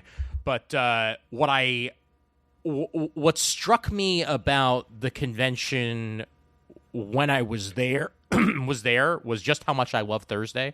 Like, beyond a shadow of a doubt, that is easily my favorite day of the entire con because it's walkable, you can breathe, and there's actually some really good panels on Thursday that would otherwise go missed. Whether it be panels being run by NYPL, which at one point were ran out of NYPL, and now they're run at the place. Some schlub named Jamal had a couple of panels on Thursday. Just they treat Thursday as like a professional development day for Yeah. a lot of Right. industry people, which I think is the smart way to go because you're going to get the least amount of fans because not everybody can get off from work. Yeah. So yeah, you will find more academically inclined panels that day, I would say. Yeah, and those are easily some of my favorite panels to go to. And I mean, Jamal, for that matter, how'd you feel the turnout was for the panels that you were running? The turnout was actually really good. I think the comic book school panel was a little bit. We had a few more people, but I think I would honestly say the room was pretty close to like 3/4 capacity, which is good for Yeah, that's real good. Absolutely. Yeah. So, and they weren't small rooms at all. So we easily had like maybe 100 people in one panel, which was good. That's great. For an educational panel, especially. Absolutely. And I think it kind of helps to have Amanda Hunter on your panel as well. Can I also mention that being able to sit next to Klaus Janson as he's going over like the how-tos on how to draw comic art and make comics, like, god damn, man. That was an awesome panel, like, no joke. Like, I had a great time at that one. Excellent back and forth, excellent like insider information on what it takes to get your work out there, and everybody who was on the panel had nice and unique takes, and I love hearing Riley speak also because he's such a good guy, honestly. Yeah. But I also discovered something that day. Klaus Jansen's voice sounds a lot like Tom Brevoort's. If I were to close my eyes, because I just listened to Tom Brevoort do a breakdown of Amazing Fantasy 15 on the Amazing Spider-Cast, on the Amazing Spider Talk. Like, if I closed my eyes, I'd have to be like, is that Tom or is that Klaus? I'm not entirely sure, but Klaus has got so much information, man. Yeah, he does. He does. Yep. We were between the two of us, because I recently started teaching at School of Visual Arts, and Klaus, I think, just left SVA after teaching there for a lot of years. Yeah. And he gave me a little advice, in which dealing with students. Nice. Count to 10 before you feel anything. 1, 2, 3, 4, 5, 6, 7, 8, 9, 10. Breathe. That's all you need to deal with stuff. Oh man, yeah. But no, overall, I mean, I'm glad that if I were to do one panel, that was the one that I did. I mean, usually I do 5, 6, 7, 8 at a convention, but did not have the opportunity this time around. It was a good time, and I got to sit on my butt for a little bit, which is also really helps a lot. Need that with all that floor. Damn right. All the people. Yep. Absolutely damn right. Trying to think of other people that I ran into on the floor. Just friends of the podcast and friends in general that I ran into. Lenny Cooper, who's been a longtime listener to CGS and a friend of both shows, Comic Timing and Comic Geek Speak, ran into there. Raph was going to be on this call, but he got to attend on Thursday. Shout out to Raph. Yeah. Oh yeah, absolutely. It was his first time back at a convention in a couple of years, and he was a trooper. He hung in there, and he did his full day on Thursday. And from the looks of it, he had a damn good time, and that's really all I asked from him. Period. Comfort and Adam were there at the con, and Chris and I got to have dinner with them on Thursday night at our now favorite Italian restaurant in the general area that is easy to book a reservation at. I'm going to keep that name close to the vest because I don't want people deciding at New York Comic Con that that's where they're going to go. But I had a really good time there. Got to just overall just. Walking the floor of the artist alley is, I think, one of my favorite parts of being at a con because, you get to see a whole bunch of people that you haven't seen in years or haven't seen in a year and catch up with them and see how things have been going. Tom Kelly of his book Foot Fist Frankenstein. Got to catch up with him for a little bit. Ran into Tom King on the floor and talked to him for a little while. And yeah, it was a great time, even for the one day. So had a wonderful experience. How was the wedding? The wedding went well. And while in Boston after the wedding on that Sunday before I headed back, I got to hit Newbury Comics for the first time finally, and that was awesome. Newbury Comics, it's basically Boston's Midtown Comics, in only nicer. Because the one that I went to is not too far from Union Oyster House, so it's smack dab in downtown Boston, a little bit past their Holocaust Memorial. They have a whole bunch of their old, older buildings, and they have this mall area there. And then that's where the Newbury that I went to is. Mm-hmm. It's 2 floors, and the first floor is very narrow, but it has where most of their pop vinyls are. But then you walk upstairs, and you think oh, okay, this is a nice small space for comics. And then you realize, wait, there's another room. And you realize, wait, there's another room. And you realize, wait, there's another room. It's it's 5 rooms long, and they have vinyl records. They have a T-shirt section. They have manga. They have graphic novels. They have single issues. They've got more pops. They got a clearance section, which was hilarious because you got to see all the pops that nobody was buying. And for that matter, there were even some really good comics that were in the clearance section too. But I'd already spent my money. They were doing a buy one get 50% off sale when I was there. So I got the final volume of Paper Girls, and I got the first volume of Rainbow Rowell's She-Hulk as my buy one get one 50% off. And I had a great time. So even though I was not at the con, I still had a comic book experience in Boston. And most importantly, the Red Sox aren't in the playoffs. I didn't have to deal with any of that crap. So yeah, good times. Yeah, you heard that, Boston. Yeah. That's funny. That cracked me up. Yeah, but it was a good time, and I got to ride in the cellar for the first time in my life, which is things are amazing. Things are amazing. Very relaxing experience, man. Like not having to worry about lining up on a train to then hope that you get the seat that you want. Like they play it like an airport. You get your assigned seat. And you sit your ass down, and that's it. You can line up right when the train is leaving, and then from there you shave a solid 45 minutes to an hour off your commute because it's a very, very fast train, and there were some gorgeous sights to see because it was in the middle of the day. So, yeah, good times. Wunderbar. Exactly. Not being crammed into a convention center, but, what can You're doing okay. Exactly. You're doing okay. Doing all right. The only thing that I'll say is looking forward to next year and what the convention's going to look like in 2023, because the dates are already set. It's going to be the same damn weekend. They have Columbus Day weekend down pat. October 12th through 15th. I remember the dates. It's at 12th through 15th. Yeah, exactly. Next time. And just what the experience is going to be for con goers and what it's going to be for being in the convention itself. Next year, because they've got a whole year to plan it out and figure out what they want to do come 2023. We don't know what the world's going to look like then either, because that's the way we are now. Right. But I'm hoping that whatever kinks happen this year, they work out, and that it's more like the Comic-Con that I love, because again, I only had the one day experience, so like I can't even really say good con, bad con. I had a con. That there were, shit stolen this year, that there were a couple of incidents that going on, that there was rowdiness, that there was, near riot at freaking Peach Momoko's booth. Like, what the hell?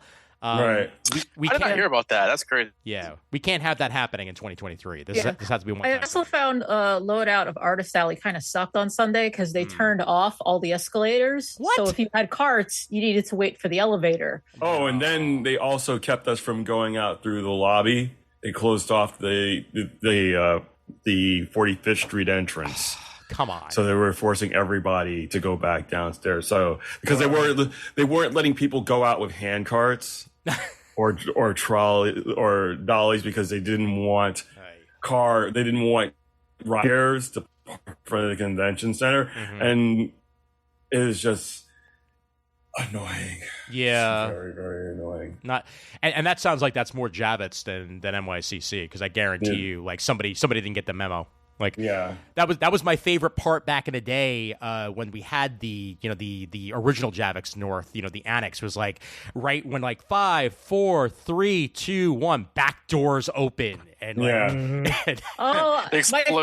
my favorite time in the exhibition hall is Sunday when it closes and they open the doors and every pigeon that's been trapped in there for 5 days makes a fly for it. Yes. There's sweet freedom, and they all just swoop out in one en masse. It's beautiful. Oh man. Also, just a random note: Javits' food situation gets better and better every single year. Because they're figuring really out, good. Yeah. No, they're figuring out what to do with the food trucks, and they're they had more food trucks. They had a little bit better variety than they've had in previous years. Yeah. So they're figuring it out. And the concessions, they've got some new concessions in there as well. Yeah. I got a rice bowl from Carilla, which was actually pretty damn good.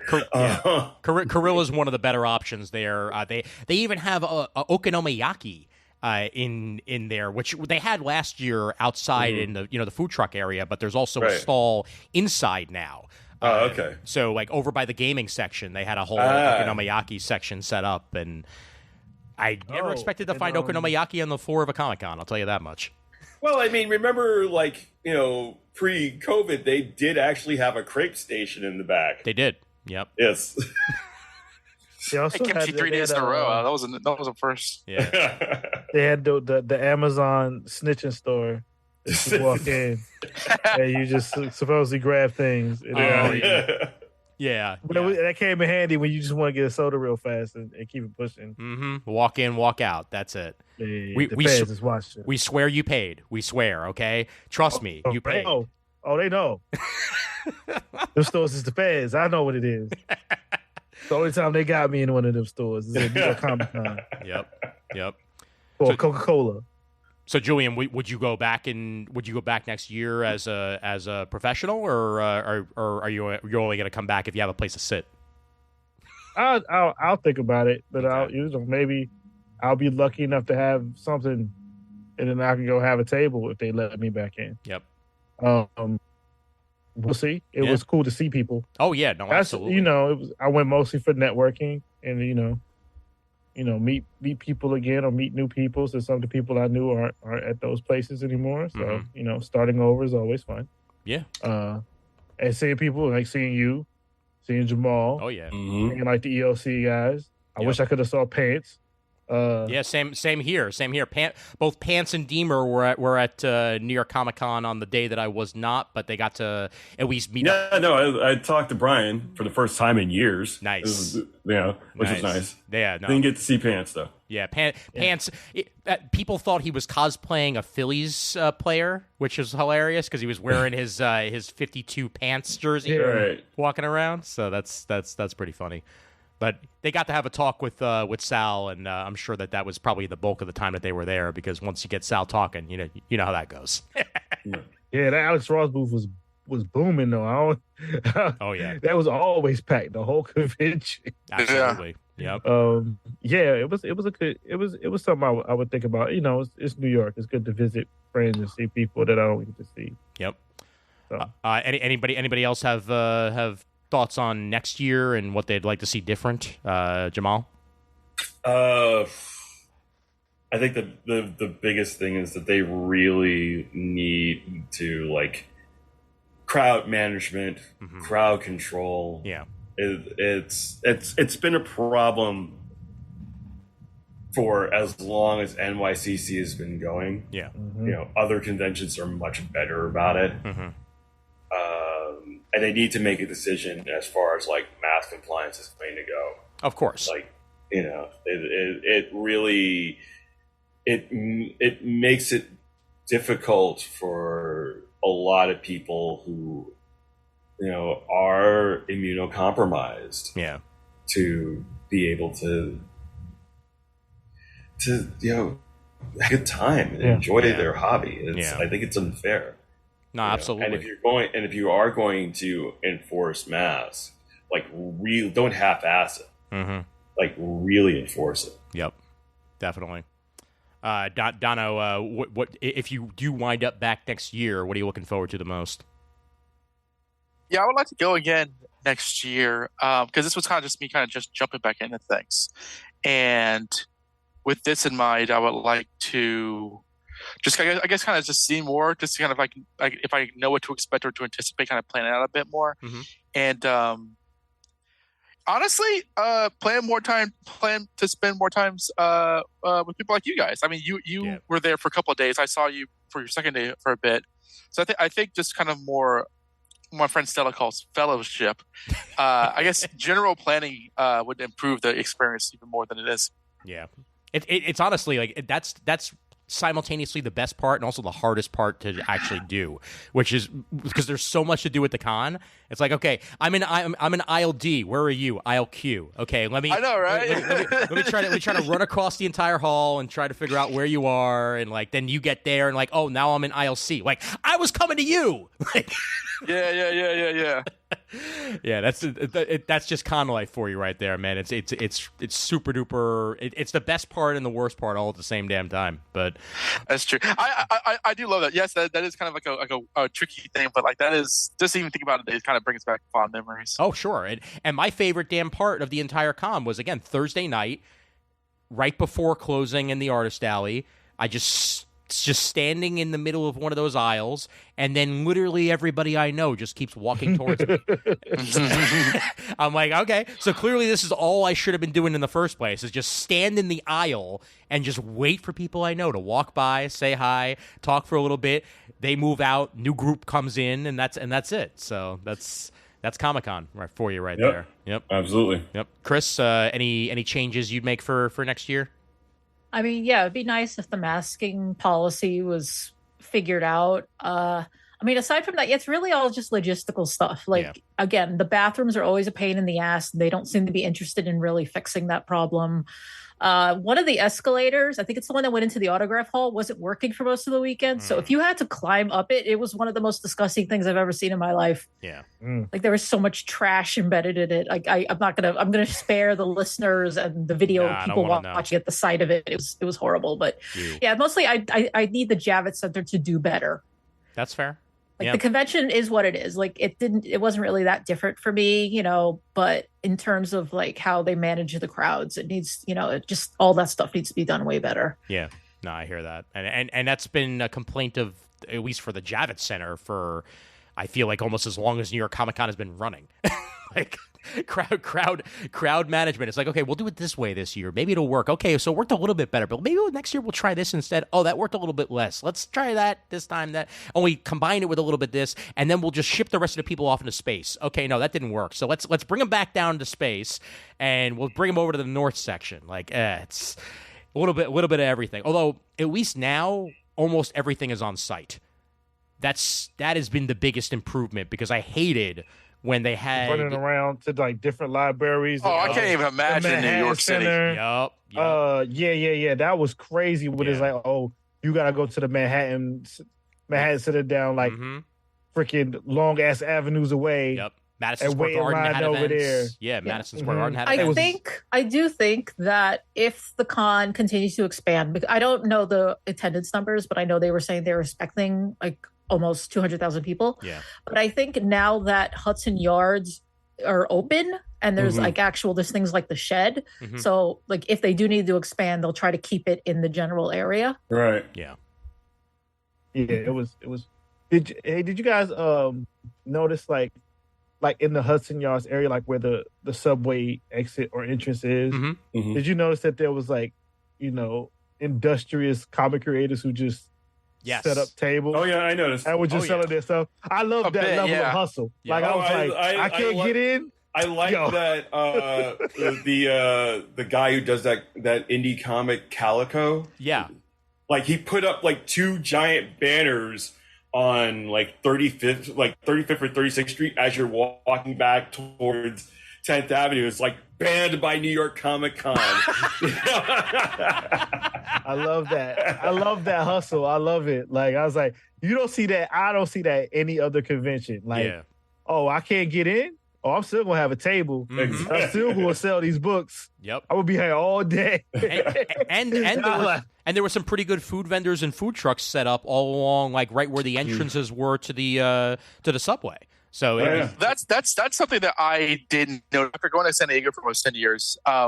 Does New York City Comic Con ever do the thing where like they kind of have like flyers around the city leading up to the con, or is that just in San Diego? No, that's a San Diego thing. Yeah, that's definitely. They're starting to do. I did see like a couple of bus ads, but they don't have like the banners hanging the way that they do in San Diego. Doesn't like Alex Ross have like some. He did. He bought. Well, he had to buy that. Some money, like he put some money in billboards in that area. And I was like, you really are selling them for a lot of money if you can afford the New York City billboard. Criminal enterprise, yeah. Like, but San Diego's different because like that whole downtown area of the city basically becomes a comic book geek refuge. Like that's their industry. Yeah, they make so much money for the year for the entire city. Absolutely. Off of those 5 days. So they're gonna do everything. New York is kind of like, bro, we got teams in the playoffs. What are you talking about? Like getting on the 7 train to get back when the Mets was still playing. That's I didn't pay attention, bro. But that's the big difference between San Diego and New York. Like, like literally, we went to Corinne, Rio, and I went to Koreatown Saturday night, and I was literally playing cosplayer or just out for Korean food. Yeah. Like, Yeah. Yeah. That's one of my favorite games to play. And the best part is that sometimes, even when there's no con on, you'll just see Right. somebody randomly cosplaying, like in the middle of the absolutely. streets in New York, because that's just the way it is, you know? It's a party. You It's damn a party right. or something. Yeah, you're damn right. Yeah, And well, I saw the New York Times did an article last week about the What is New York Instagram account, which is basically just all the weird shit. Like, Mhm. like not just Pizza Rat, but the cockroach trying to get a cigarette into the tiny hole. And they were like, it looks just like if you've ever tried to move a couch into an apartment. This is what it was. But it's also the people who like run across subway stations and they jump from the platform to platform, which is just crazy. And Yeah. so I was thinking of that a lot. And mind you, What is New York actually did a New York Comic Con post. They were like, New York Comic Con or ... yeah, nice. Because they don't know. Like, this is New York. People are crazy. And by the way, for the listeners Yes. who did actually want to Oh, see wow. the animated Here's a series, Peter Parker and Mary Jane, job well done on that cosplay. Job I know. well No, but done. that's the best kind of cosplay. It's subtle. Oh yeah, absolutely. Yep. They I was happy. I was like just geeking out, and they were like, "We didn't think anyone was going to notice." I was like, "Are you kidding me?" There was a time, just talking about like New York logistics and stuff like that. There was a time, what was it, in 2019, where it was easier for me to just stay on the 7 train and go all the way into Queens and then go into the Bronx than it was for me to deal with the cosplayers that were all getting off at 42nd Street and going their separate ways on the last day. And again, that's something you can do in New York, because I mean, there's everybody going everywhere, and you go far enough, and it's like you were never even at the con. With San Diego is San Diego Comic-Con for the large amount of that city area for that weekend. That's it. You go 5 blocks in New York, you're back in New York. That's it. So that's the difference right there, I think. I want a shout out to the MTA for minimizing the amount of subway shenanigans. Yes. Oh yeah, no, that was Yes. good. That was good. That was good. I had no problems getting to the 7 and getting to Hudson Yards. There were 2 years in a row. There were 2 3 years. years. There were 2 years in a row, Jamal, where back when I was living in Brooklyn, I had to take the F train because the queue was not running. Right. The weekend of New York Comic Con. That was one of the weekends that I got to see them filming Joker at a random F train stop, because they had like Gotham Transit Authority trains stopped at I think like 18th Avenue or something like that. Right. But not my favorite thing in the world. I'm glad that was not the case this time around. All right, guys. I think we did a good job of deconstructing everything. Anything else you guys want to bring up comic related in the last 10, 15 minutes here before we wrap things up? They as is their usual bullshit. Mm-hmm. They've been leaking the mid-credits scene from Black Adam. Of course they have. Yeah, I'm not surprised. Really? Spoiling that, but Yeah. I heard that Grace Randolph spoiled something and should be getting in trouble for it. Yeah. Oh no, no, people have been like, Warner Brothers is basically like, boom, boom, boom, DCMA. Yeah. Really? we're Like not- really? Like Yeah. New York just saw it I know. last night. Yeah. Yeah. So see, hey, that don't happen in I- our screenings down here in DC. Spoilers. You I know gotta what it say. is.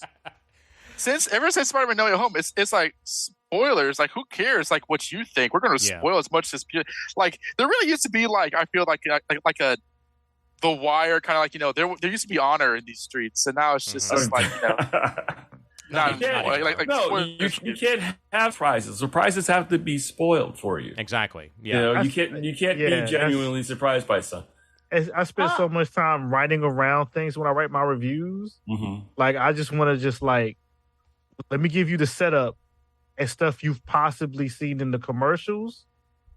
I don't want to even go into the full of Act 1. Like, I'm Right. just going to talk about the effects is good. Yeah. The performances are good. Yep. This is what I think. And if I say something doesn't work, I'm not going to spoil what I don't feel is work. I'll talk around it. But the fact these posts on YouTube and the TikToks and all this just go right in and be like, yo, here it is. Like, bro, Right.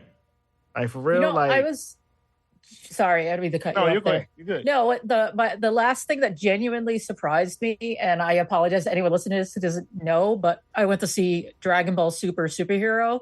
Hells yeah. There is a post-credit scene. I did not know it was there. I'm like, I gotta pee, and I get up, and I'm like, nobody's moving in this theater. Is there something after the credits? And it was worth it. I will not spoil it, but yes, it was. Yeah. I will.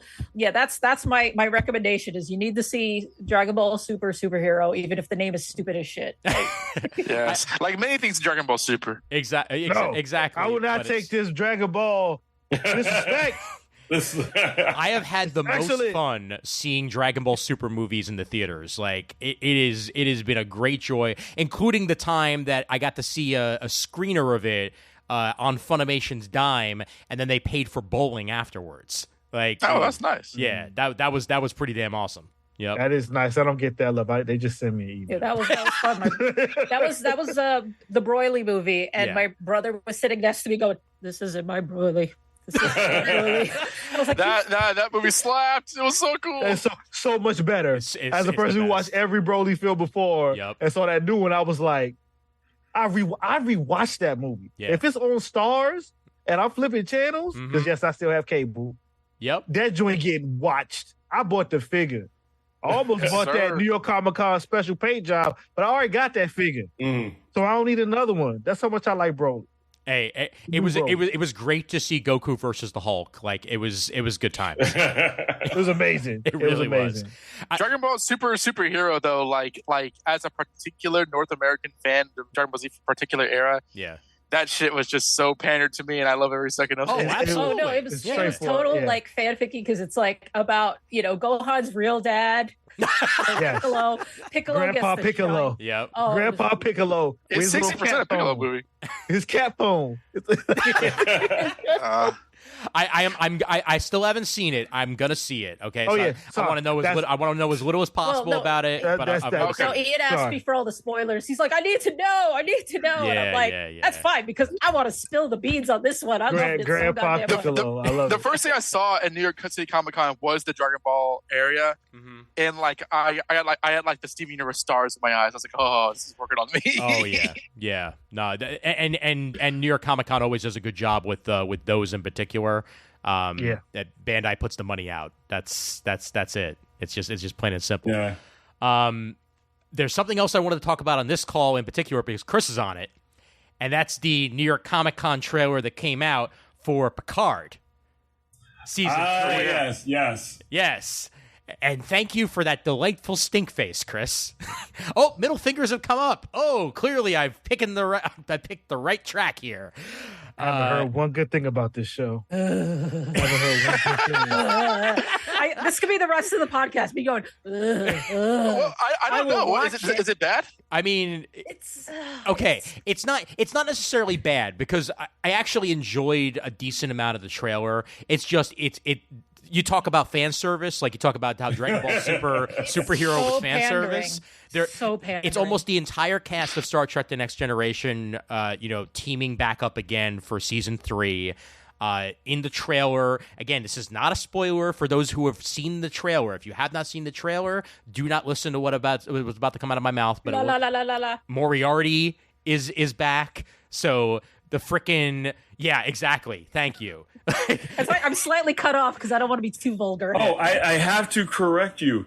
It's the entire cast of Star Trek: The Next Generation because Denise Crosby is also going to be on Picard. There you go. But what about I didn't Wesley? even see her in the trailer. What about Wesley? No. What about she was- Wesley? but they already announced that she's going to be Yeah. in the show. Yeah, they did announce it. Yeah, one way or the other. So it'll probably be like mirror, like either her alternate or her Yes. or her daughter or Yeah, it's probably something like Sela that. will be back. Yeah, Yeah. more than Just likely. like basically Brent Spider can come back as lore, like that's Yeah. what they did. Right. So yes, why the short version of why Star Trek Picard annoys the hell out of me, and it's not even the fan service of season 3. I feel like the fan service season 3 is them trying to salvage all of the mistakes they've made yeah, Mhm. because the problem is like the first season there was like grim dark and then humor, grim dark and then humor, like it bounced back and forth. It Yeah. didn't know what it wanted to be. It was really frustrating to watch. Mhm.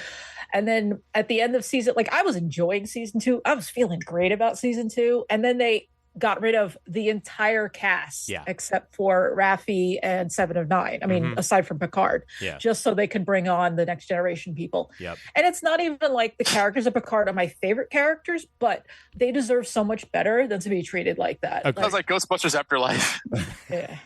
I did not like that movie. I did, and that's fine. It's I haven't perfectly fine. watched it because I just wanted my Lady Ghostbusters back. I am not afraid of no ghost. That's all I'm saying. Okay.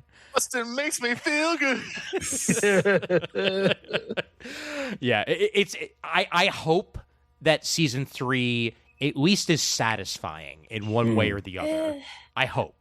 The other thing that bugged me about watching that trailer again, yeah, you just want me to nerd out over here. I'll keep this short. I knew this was. I knew you needed to say it. Yeah, so I the give thing it to you. besides the fact that it's very fan wanky is what bothered me was watching that trailer, and there's a whole thing with like Worf, and he's like, "I've taken a path of pacifism," and I'm like, they're just setting him up for a string of jokes, Right. and I don't like Worf in anything TNG related because like when he got on DS9, they took the character so much more seriously and they developed the character more fully.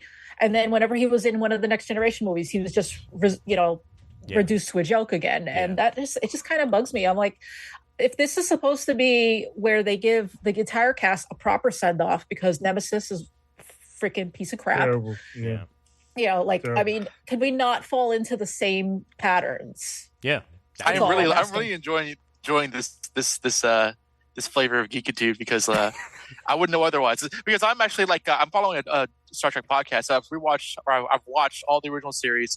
I've watched the first 6 original Star Trek movies, and I'm into the early season 2 of TNG. So I really don't know what comes next aside from. Oh, when you get to season 3, it's beautiful. And when you get to Deep Space Nine, mwah. That's. I will say, I mean, no, Ian I assume has not watched Lower Decks yet today. I watched it right before we recorded. I haven't watched it. Okay. We're not spoiling We're not it, but I spoiling did it. We're not spoiling scream at the TV. I was literally screaming in my apartment. It is good that I am moving because my neighbors probably hate me now because I was like, you'll be thrilled. You'll be thrilled with how aware of themselves they are, Jamal. I'll just leave it at that. And the episode from a couple of weeks ago with the DS9 reunion. Oh yeah, that was hysterical. Again. Wonderful. Yeah. Yep. Yeah. Lower Decks is probably my favorite Star Trek show on right now. As I said, I bought the comic at the con. The comic is written by Ryan North, so it's just as funny. It makes all the self-referential jokes. Nice. I'm like, okay, that was a deep cut, which I appreciated. So that'll be my comic recommendation for this episode. Is issue 2 just came out yesterday. I don't have it yet because they didn't sell it at the con. I feel cheated. Like, what's the point? Sell me something a few days in advance. God damn it! Nice. Yeah, my comic book recommendation, even though I haven't read it yet, is I have Saga Volume 10 sitting waiting to be read because now that that's out, it immediately was pre-ordered and delivered to me on the Friday of New York Comic Con when I wasn't here to read it. And I am definitely going to devour that sometime within the next couple of days because I've been waiting way too long to read more Saga, and it is there for me. So, hell yes. So, okay. Comic recommendations. Yes. Two of them. Yes. Last issue of Once and Future just came out, Nice. which is it just ended so well. And 8 Billion Genies from Image by Charles Soule and Ryan Brown. I've been hearing great things about 8 Billion Genies. It completely surprised me. Yeah. Yep. Julian, you got any recommendations? Okay, the only thing I've read recently was Dark Crisis on Infinite Earths number 5. Mm-hmm. It was fire. Yep. You about that crisis life. It's true. You're gonna be about this issue. Mm-hmm. You know what I'm saying? Getting in there. Yep. Getting some real big reveals, new things happening. Yep. And I guess I just be reading the little manga on the Shonen Jump app, so you know that One Piece is fire. You know what I'm saying? They got a big reveal of a character we've been hearing about since I don't know, 2000 or something. Like you just finally see him, and it's interesting. Nice. So One Piece always, and that Dark Crisis on that Infinite Earths. That's all I got. Dono, you got anything? All right, well, not to make him lonely with the manga recommendations, but like I enjoy reading Hajime no Ippo. the classic boxing series, which is probably even longer than One Piece. So that's geared up for chapter 1400. Nice. So that's pretty cool. In terms of comic books, still really enjoying. No, I'm interested in the new. I liked the Batman Two-Face One Bad Day one shot. That was really good. Yeah. Especially the artwork. It was different than what I was anticipating. It was a really solid one-shot Batman story. That was very good. Batman versus Robin by Mark Waid is really good. It is. Yeah, it is actually really good. Yeah, like that's definitely and it's continuing off of a thread from the World's Finest comic that he's doing, which this kind of just classic comics. I am really going back and forth on Amazing Spider-Man by Zeb Wells. You got like John Romita Jr. and Scott Hanna on art, so it feels classic. But I dig the writing mostly. The whole Norman Osborn without his sins, he's Peter's employer thing. Yeah, that's really, really, really hard for me to buy because it's not so much like it's the tension. It's like, Norman, I need help fighting the Vulture. It's like I don't know about this, but I really like the crime angle. I like the whole Tombstone thing. Yeah. I like the whole 80s Hobgoblin thing he's gearing up with the Black Cat. So I'm enjoying it. It's not a clean enjoyment, but I am digging ASM right now. Yeah, I still need to read the Hobgoblin stuff that just came out. I haven't gotten to that yet, but I've been overall digging it. And yes, I agree the Norman Osborn stuff's a little bit weird. But remember, Sin Eater. He ate his sins, you see. That's comic book crap, and you know it. Oh, I know, please. But it's good comics overall, though. I think Zeb and John Romita have been doing a great job. And Ed McGuinness is doing a couple of issues coming up on Art Chores. I believe he did the was it 900 that just happened? He did, yes, and he's going to be writing, drawing some of the stuff upcoming for the for that big crossover they're doing with the Scorned Clones. So oh my god, that'll be a whole thing. I'm sure the Ben Reilly fan in me is going to absolutely love every single minute of that. I'm gonna raise Cain and catch a case of that. Like I saw that big banner they had for like Chaos War, whatever it was, and I was just like, you backstabbing. Okay. Oh, just because you mentioned the One Bad Day, solicited this month in previews, and which means it'll be out in 2 months. Jamie McKelvey drawing a Catwoman One Bad Day. Like, I can't ask for better than that. Like, I cannot wait for that. That's going to be so damn good. Yeah, the Two-Face one was actually really good. Yeah. I've heard it was, and there's a what is it? Is the Mr. Freeze one out yet, or is that this month? I think that's this month. I don't think it's out yet. Yeah, I just want these all collected in the hardcover. I can't wait to have them all on my shelf. Yep. All right, I think that's that for the most part. Let's go around the table and let people know where you live. Don't actually give addresses because then you'll get stalkers. Jamal, let them know where they can find you on the internets. Mostly on Twitter at Jamal Eigel and on Instagram at Jamal _Eigel_artist. I'm on Facebook, but I don't check Facebook as often as I used to. Yes. So. Yeah, yet another fan of the underscores. I appreciate that as I_am_sci-fi. So yes. Julian, where can they find you? Julian Lytle on social media. That's where you can find me. Hell yeah. Lytle is how you spell my last name. I look for pictures of me wearing expensive tennis shoes. Random thoughts about rap music. And occasionally I'll talk about comics, but I don't want no smoke from no bad actors. That is true. So that is true. I'll just, None of us do. Yeah. Well. Yeah. So if I don't talk about them, I won't have to deal with them. Just because you mentioned how to spell your last name, it's Lytle with a Y, but it's not where you think. Oh. And Chris, where can they find you? I mean, the same place that you can always find me, to take over the world. No, wait, that's not right. Nice. I mean, personal, like on most social media, I'm at Lampbane. On Twitter, if you want to see what I'm actually working on, it's usually at Chris Naudis. But yeah, I also have at Lampbane, which is where I will complain about comics and anime and all that other stuff. Because I'm like, this is my personal account. Yes, indeed. Oh, and I have an itch.io now. So that's also Lampbane. Nice. Yeah. And Donovan. I do work for DCComics.com. You can find my articles that is especially coming out this month. I'm doing quite a number of them. My podcast, Questions We Don't Have Answers, I co-host with Harrison Chute. You can find it on KinoAnswers.com. I also review Nightwing on the BatmanUniverse.net, and my Twitter handle is DonoDMG1. Feel free to downgrade. Do they do the whole down? No, they don't do that anymore. I don't know anymore. Yeah, I was going to say, feel free to watch me shit post there. Yes, and make sure to subscribe to his RSS feed, and you'll be able to learn more in that way. Just find your nearest news reader. Okay, there we go. Welcome back to the year 2004. Excellent. I miss 2004. Thank you. All right. Well, that's that with that. So I'll just play the usual CGS end credits theme and give end credits to both shows because, once again, for this particular episode, that's how I roll. Visit us at comicgeekspeak.com and at comictiming.net. You can find us at facebook.com/comictiming or facebook.com/comicgeekspeak. Visit us at the Comic Geek Speak supergroup as well. The Twitter is at Comic Geek Speak. You can find me at I_AM_sci-fi for some comic timing related stuff there as well. If you would like to send an email, that'd be at comicgeekspeak@gmail.com. And that is basically it. YouTube.com/comicgeekspeak. And also you search Comic Timing on YouTube for upcoming Comic Timing YouTube bits.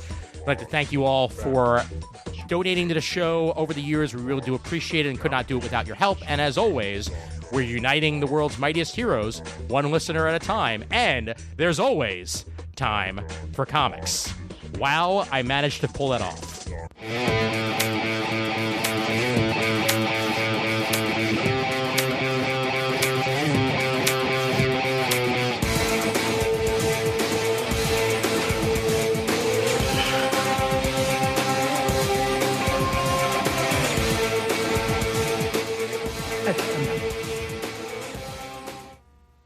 It's over. Yay! All right. Yay! All right. Job well done. Recording stopped. Excellent. I bid you all adieu. Excellent.